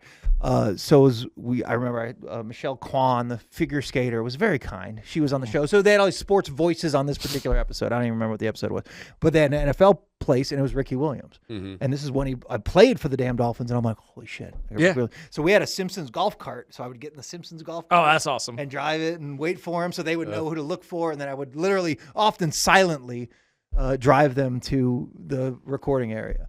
Like I did James L. Brooks, who's the producer of the whole show. We did Thomas Pynchon, the reclusive author who no one really even knows what he looks like. And when he was on The Simpsons, he was a paper bag with a question mark on it. And I was like, there he is. It's me and him. But anyway, Ricky Williams was supposed to do it. And No way he showed up. the way I remember it is on that Friday, I was like, on Monday, Ricky Williams is here. Like, I'm not going to beat him down. I'm not going to sign anything. I'll just tell him I'm a Dolphin fan, whatever. And that weekend is when he announced his shock retirement from the NFL. Like, I don't even remember the timing or the time of year, but it was He didn't want to hang really out with weird, you. Yeah. bam, retirement. And I'm like, holy shit, all right. And then we got Still to doing the show? yeah, that's all I thought. I'm like, so I can ask about this. And then I got to work again. These decisions were made in offices that I didn't even know where they were, and an email came out. Whatever, they replaced Ricky Williams. He's not going to do the show. I'm like, fuck me. Who they got? And they're going to have Tom Brady on the show. Nah. And I'm like, you went from the Lame. fucking dude I like the most right now in the NFL to the dude, the quarterback of the Patriots, the guy I hate the most in the NFL. Yeah. And then a few weeks later, it was Tom Brady who showed up, and I didn't, not by choice. I'm not going. He can walk. I just don't have any recollection of him actually showing up. But yeah, I was pissed because we were about to meet Ricky, and then we get freaking Tom Brady But instead. you couldn't recognize him now. Yeah, yeah, weirdo. He is a Fox employee now. So it all comes full circle. Yeah, so he's got He the loved his badge. experience. Yeah, The courtesy you showed him, he was like, I could work here. yeah, you're right. This guy's all I'm right. comfortable. This guy's all right. These guys in the biz are all right. These biz guys. All right, I'll let Pi close it out on the buzzer beaters. He's got the T-shirt. Might as well roll with that. Top 3 Father John Misty songs, or you can go Mount Rushmore. I'm more of a Mount Rushmore guy. Jesus. Yeah.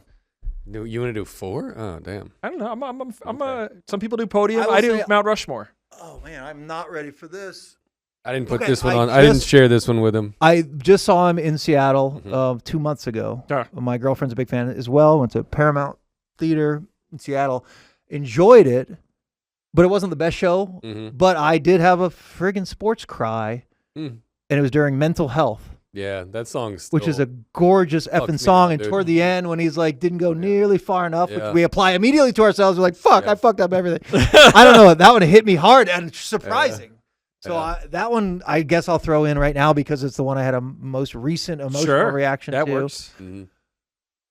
I don't know. I'm writing a novel is just such a classic that I love every single time it's on. Hell, Mahashmashana is gorgeous, and it's the title track for his most recent album, Yeah. right? Yeah. And it's a good song, good to walk to, because the beat in Mhm. Mahashmashana just gets me. And there's just shit in there that just it Yeah. keeps the song changes the more you hear it, and you're like, oh shit, and that's what he means. And then I like I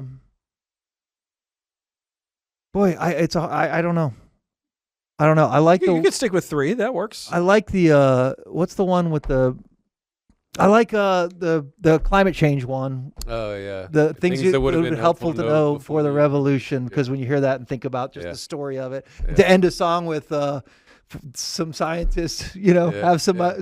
have some products Uh, to help us out a little. I don't know. It's just a gorgeous. yeah, everything's so inconvenient now. It's just like the worst. And it's like, well, we got some guys Right. that are making some products Yeah. for us. And we're We just got- full circle. Right. The Libbies have won. Like- Fine. You want no. Well, it's just like picking up at like global warming crisis and just going, okay, if we do solve that, Yes. we'll just get right back here. Yes. Or just, we And then- will just eventually get right Yeah. back here. Develop That's some what we do. products. Yeah. Just a Yeah. gorgeous full circle song. On this If- I don't know godless rock. on this, that refuses to die. Yeah. You a fan or not? I would say I'm more on the casual end of the spectrum versus you guys. I mean, the first album is the one I listened to the most. So if you're asking me, it's probably Now I'm Learning to Love the War. That's Really? Yeah, I'm a big fan of that, but nothing compared to you two.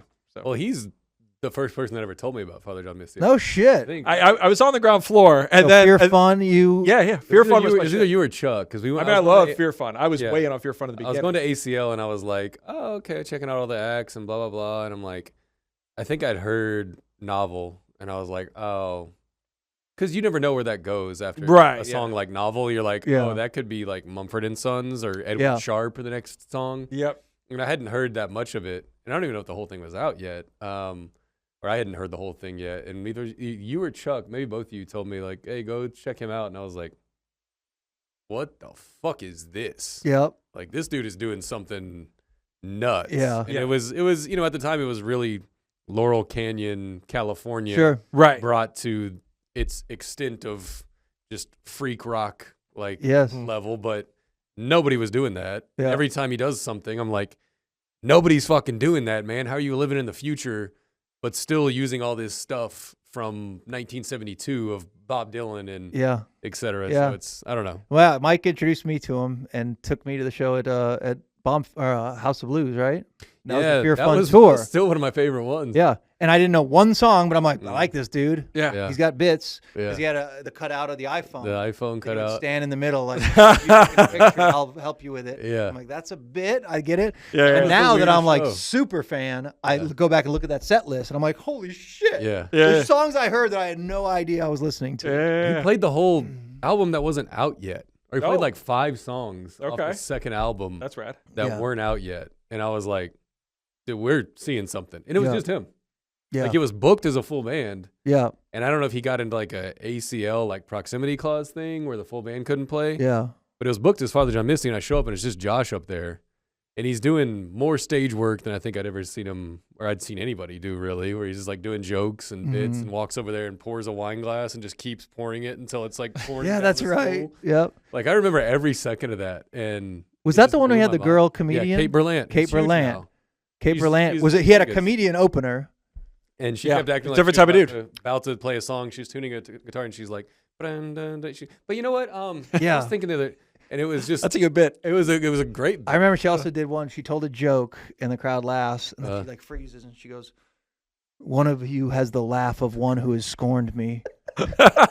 And I'm like, God damn, that's funny. Like you noticed Yeah. one laugh, and she probably delivered it better than that. I don't know if that's Yeah, yeah, verbatim, yeah, but I'm yeah. like, fuck, I'm stealing that joke. Yeah. She's I have great, by I have the way. stolen that joke. And Yeah, she's that good. she's very good. All right, well that's interview portion done. Okay. Yeah. Now what? We're gonna put you to work. All right, we take a break.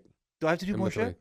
Yeah, you gotta do the quarterback helmet face challenge. Oh shit. Okay. So stick around. Good. Yeah, I know. Of course. Good. We'll be right back with more Strong Side, maybe with Mike Shroy. I don't know.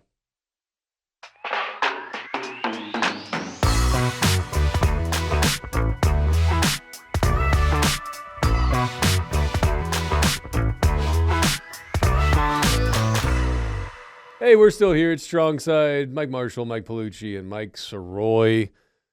A lot of people don't know this, but the man sitting across from us consults for a lot of NFL teams, Big football brain. particularly True. on the quarterback scouting side. I do. And a lot of people also don't know this. You can figure out if a quarterback's going to be good or not just by seeing how his face fits into a helmet.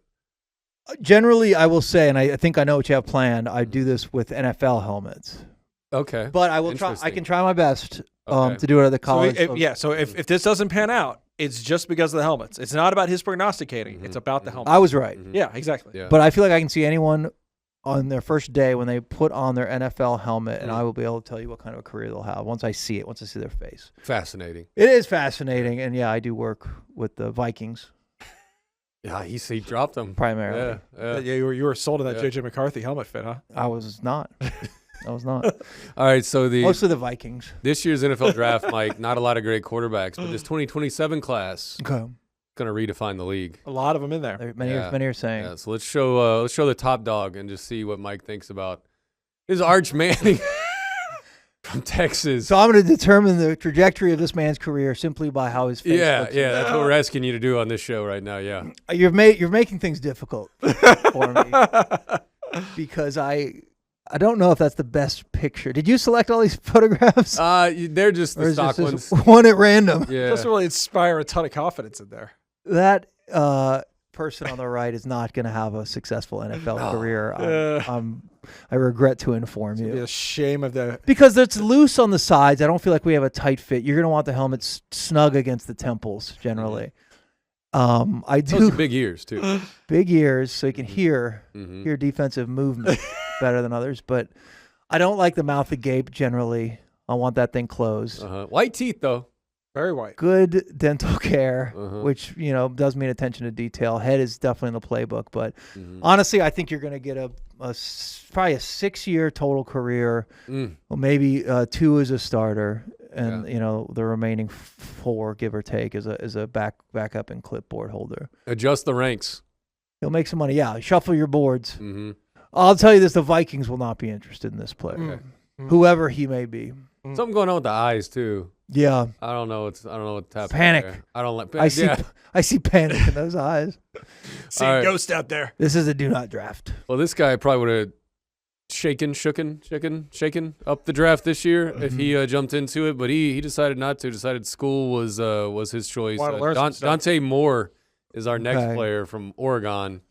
What do you think, Mike? How do you think that head's fitting in the helmet? It's got good temple pressure, and I do like how the mouth is perfectly framed in the lower portion of the face mask. And honestly, face mask decision plays a role in this, and Well, I that's was also why gonna I like say, to see the NFL. Are helmet. you a visor guy? Where how does this? No, Okay. God no. Okay. So that's a minus there. That is a minus, but it Yeah. could have been a snowy day. Up Glove. in, He's got glove. it's a non-throwing hand glove, Uh-huh. so that's not going to dock him too bad. I do see confidence. I do see he's looking hard left. He may be looking off his safety here. I don't generally like the pencil-thin mustache, but I don't know if I'm, the arbiter of what's cool in the colleges these days. I think you have a real solid player here. I think this is somebody you can count on. I think I see strength and leadership in this face. I think you're looking at an 8-10 year solid career. Okay. All Like right, a pro, good for- maybe a Pro Bowl or two. No All-Pro awards, and unfortunately, no Super Bowl victories.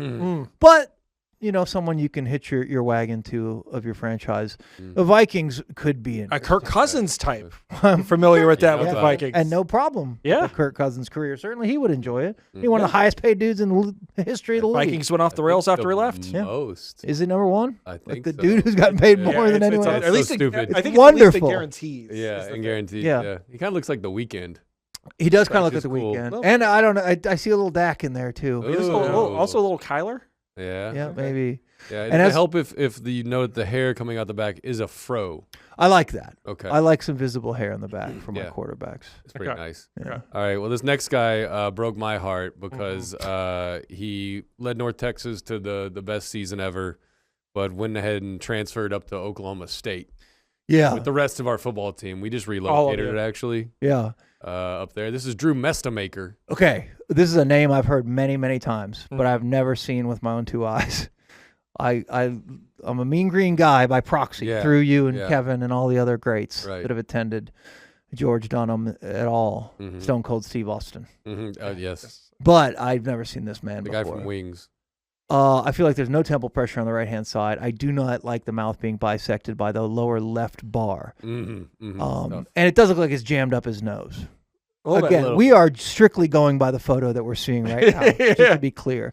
I don't know if his actual, when he wears an NFL face mask, if it is going to be touching his nose or pushing his nose tell. upward, but I don't like it. I don't Can't like the tell. people's eyebrow. The left one seems to be higher than the right. Okay. I do like the eye color. Okay. But we also have a miscentered chin strap, and I don't think that's just the angle, and that is a Yeah. F right off.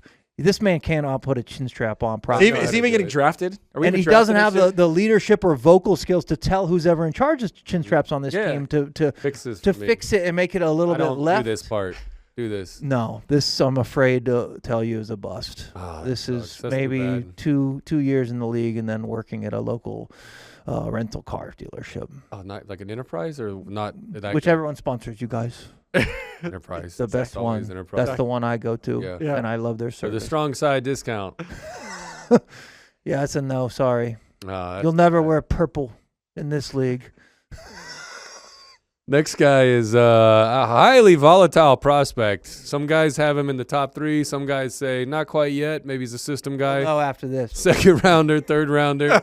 we'll move on to Julian Sayin of the Ohio State Buckeyes. Oh, I like what I'm seeing here.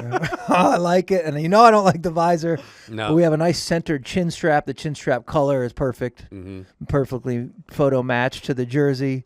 He seems to have done a lot of good things because they gave him a lot of little Look at all Buckeye the stickers, stickers. dude. All of them, everywhere. But that said, not full sticker coverage. Yeah. And generally for an Ohio State guy, I want full sticker coverage. Okay. That means there's a little meat left on the bone for this boy. He's got time. He's got one more year to pad the rest of the right side there. I'll tell you this, not afraid to get up under center. Oh, yeah. You're not just going to have to throw him in shotgun. Nope. This guy, Nope, he's there. you can get him up under Hands are deep in there. all the way deep. Get a good look at what that Pulling out a defense is baby doing. calf. I don't like the chin strap being that close to the bottom lip. I'll say that, Oh. but he's got a lot of chin strap depth, so I do like that. I'm fine with the centering of the lower portion of the face mask. He's looking up into section 230, it appears, so he does not have his eyes on the field. There's John Candy. Yeah, he might be looking for John Candy. I don't like the red chin strap. I'm just gonna say it. See, I don't mind it What is being that? the You same think it's color. Show off. I just don't like it. Okay. I just don't like it. You think he's just concerned with the Yeah. aesthetics of everything? Yeah. Like, I want Like this a- here. I You like that could- he's bold. He's gonna make big choices for himself. That's good. Yeah. In high school, the sticker helmet, Yeah, big fan. You had the it? helmet sticker I begged every year. I was like, can we do some helmets? Oh, really? Yeah. I've never done it. And we just weren't cool. We weren't. Let me cool enough. confess something. When I was in 6th grade football, right? Mhm. I played for Miami Shores. Mhm. Those were only two white dudes on the team. But I just really wanted to play football. And I Yeah. quickly learned that it hurts to play football sometimes. My coach would have a drill. It was sort of like Bull in the Ring, Mhm. but he would just pick 2 people. He'd say, you, fight.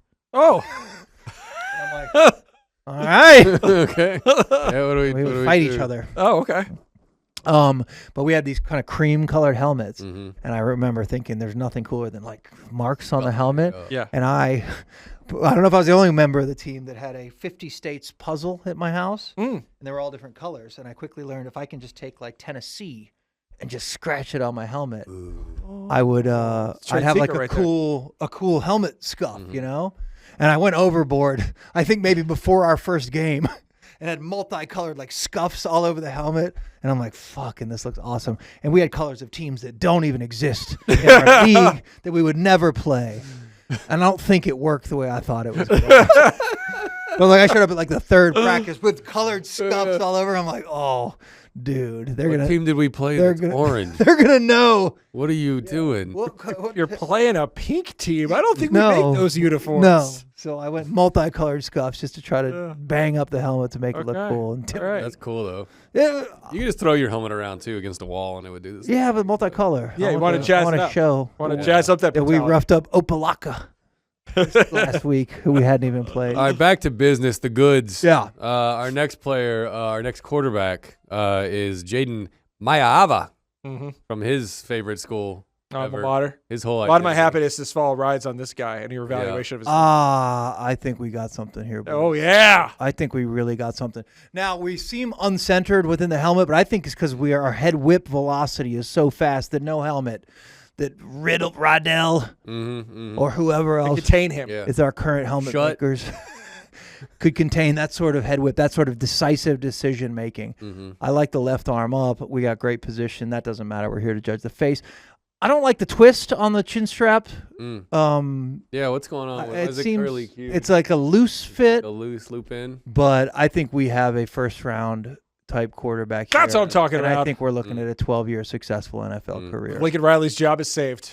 A lot of Alamo Bowls. Yep. A lot Yep. of Alamo Bowls for this guy. Yep. Some Sun Bowls. How do you feel about the half sleeve El for Paso. quarterback? My work is only Oh, you can't Yeah. even see it. the, Yeah. the There's a Vikings guy for don't that. even There's the a different guy Vikings for generally that. don't even let me see the neck or anything else in the picture. So I actually have extra info here. I have no opinion on that whatsoever. The next guy is I like the highly- nostril flare and the eye confidence. It's strong. This is a 12-year NFL veteran. Looks to be wearing maybe a headband, maybe even a cap of some sort underneath there. You Oh, see that little I white do see a fringe little there? kiss of white. Yeah, that's This that's is a hell of confidence. a player. This might be a 1-1. Oh damn. Okay. Next guy is a highly controversial player. Was quarterback at Duke. He was somewhere else before Tulane. that. Went Tulane, then Oh, Duke. we got Mensa. Then we got the Darian Mensah guy who's breaking all the laws to end up What's at, going on with at the U. the mouth there? Can't even see the lower lip. Mike, you can't like this. I don't like this. This is not someone that we're going to be drafting. I've seen Darian Mensa play in person at Duke University. But he betrayed Duke University. He did. He took the money. Mm-hmm. You know, I want loyalty out of my quarterback. I don't want you chasing your NIL money. These kids, Kids these when days. they're NIL chasing, it's not going to work out for Darian Mensa. And I will frame that strictly on the photo I'm looking at. We had not only have a visor, it seems to be some sort of bulbous Doesn't really work. visor. It's not made for that helmet. It's not made for this helmet. We don't need this many straps, little latches to keep it on. You're right. The chin strap, why don't you just cover your nose and your mouth? Put it on your face. Do a Darian. Bane mask. Yeah, dressed Right like there. Bane and barely be able to breathe or deliver plays in the huddle. A little sleepy. Sleepy eye. Carson Beck had the sleepiest of eyes, though. Oh. But with that chin strap coverage, no one's going to be able to hear what plays you're calling or anything you're saying. Mhm. It's not going to work out during Mets, I'm afraid. Maybe I think maybe it's better that way. he's going to be overdrafted, Mm. and he's going to be a disaster in the league. Mm. It's a no. All right, the last one here, the next player we got is a golden domer, Mike. So try not to take into account that the helmet's gold and it's sparkly and shiny. Okay. But this is C.J. Carr, the grandson of Lloyd Carr, I believe. Is he really? Yeah. I feel like I should know that former fact. Michigan head coach. This is- He looks like you could hit him on his pager and buy a quarter off him a day. Buy dinner. A day. Delivered. Yeah, this is a complete bust. This is not going to work. There's a little neck length I'm noticing on the There's left something going on that I there. do not support at all. A little giraffe neck going. We have a completely twisted upper chin strap. Mm-hmm. I like the taut lower chin strap buttons, but the chin strap is too large, especially if you're not going to feature any color. Dead eyes, mouth agape, He's seen some Doll's things. eyes. black eyes like a doll's eye. The mouth is agape, but in a dumb way. He's not barking orders or telling anyone what to do. He's just kind of during it. Mm-hmm. I don't like the facial hair. Draft at your own risk. I'll say he looks like a goober. Yeah, he looks like a goob. Looks like a straight up And goober. this man will never set foot in Minneapolis, St. Paul. All I've learned from Our this, facility. all I've learned from this exercise is Chad Mayava is going to win the Heisman Trophy this year. So There you go. yeah, All right, here's Write all that shit down. I'm and then recording come at it. me next Actually April. recording it. We're recording this. This next player, I think he's got a limited ceiling, but I wanted to throw him in here because he's an interesting guy. Could be a first round pick next year whenever we get to him here. Maybe a Cowboy. We'll see. Vamp more. There we go. Hold on a minute. I see some steely blue eyes, confidence, perfect nose resting on top of the chin strap.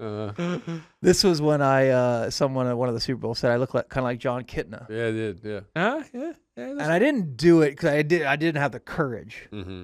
But what we wanted to do at the Super Bowl, Jesus, we were at the Super Bowl media day, right? And there's people everywhere, and we're like, all right, if we get me a black hat with a cross on it that John Kitna would always wear, and then like a jacket that said, I don't know. I'm John Kitna on the You back. maybe Kitna. Yeah. Kitna rules or Jesus rule, whatever. What is something John Kitna would wear? Like they're like, do you look close enough to John Kitna to trick anyone? I'm like, I don't look at all like John Kitna, but it's funny. But it's easy. We could book me on some show in friggin' Columbus or some show. And they're like, oh, we have John Kitna. Sure, we'll take John Kitna. And then could I steam up there, sit down with him, and how long could I fool him that I'm John Kitna? Yeah. And the idea was that I'm going to, right when I sit down, immediately make us all join hands, and I'll just start a prayer that goes 10 minutes. The entire interview time, I just do a John Kitna prayer. And they can't interrupt the prayer to be like, I don't think this is John Kitna. Yeah, no. You know, like we're locked in a handhold prayer. So even if they think something's rotten in Denmark, I'm going to keep going. can't I'm stop going to keep pressing it. Yeah. No, you don't want to be the And asshole then that kills the prayer. Yeah. They can't interrupt the prayer. And then I just Well, you should just do a light one at the beginning just to throw them off kilter. And then every question be like, that reminds me of my favorite Bible verse, actually. Yeah. And just go for 4 minutes. Yeah. All Bible. Yeah. And then thank them and say, I'm due. And thank you. I'm due on the station in Boise. 1 minute from now. Thank you, guys. God bless you. I think at one point in time, you and Kitno were kind of in the same Pokemon class, like looking dudes. And then he keeps looking worse, and you keep looking better. Looking better. So, Glowing up. It's tough. Glowing up. That's your gift for coming on the show for 2 hours with us. Is being told that you keep looking better. Thank you. Yeah. The 50 is going to look great on you. That's worth the 3 hours we spent together today. It definitely is. Definitely is. All right, I love you, Bob. Yeah, man, for real. That was super fun. Thank you. Thanks Bob. for hanging with us, man. Seriously, I man. enjoy the show. Thanks for dealing with our bullshit. I think the logo is great. Go subscribe to the Cirque du Sirois Patreon. Give them some money. Check them out. They're doing funny and fun stuff. Yeah. Almost every day of the week now. I do get yelled at when I don't pub anything. Yeah, well, tell the That's people what I'm supposed to do. where to find you. We do have Cirque du Sirois. It's my brother Cash, myself, and Danny Bayless. It is live on YouTube and Twitch every Tuesday night. Our thought was there's enough great shows like y'all's and like the Dumb Zone, and like Haymaker that there's plenty of great sports available, and you guys are all incredible. We do a little bit less sports, more just fun time at night where we kind of have drinks and we try to be the throbbing pulse of DFW. So if you live anywhere in DFW, watch our show if you don't mind. Check it out. It is fun. I think we have a good damn time every Tuesday and Thursday night live on YouTube and Twitch. And then, we have a Patreon thing where we talk about kind of old radio stories, ticket stuffs, the story of 97 Won the Freak. And we kind of get deep into all that and what happened behind the scenes there too. So we love doing it. It's super fun. The Tuesday, Thursday thing is free. Come check it out if you want. Do $5 a month on the Patreon. That would be appreciated as well. But it's just fun, man. I love all of us. I love all this happening. I swear to God I do. It's all kind of in different directions. I don't know what the long-term plan is for any of us. I doubt you guys really do either. Nope. But it's most definitely the future of media. It just is. It ain't terrestrial radio. I think everyone sort of knows that. And I think we're all heading in a really cool, fun direction. And I just like that we cross-mingle and cross-promote. And I really appreciate you guys having me on. It was really a lot of thanks fun. for hanging with us, brother. We Man. appreciate you. Love you, boys.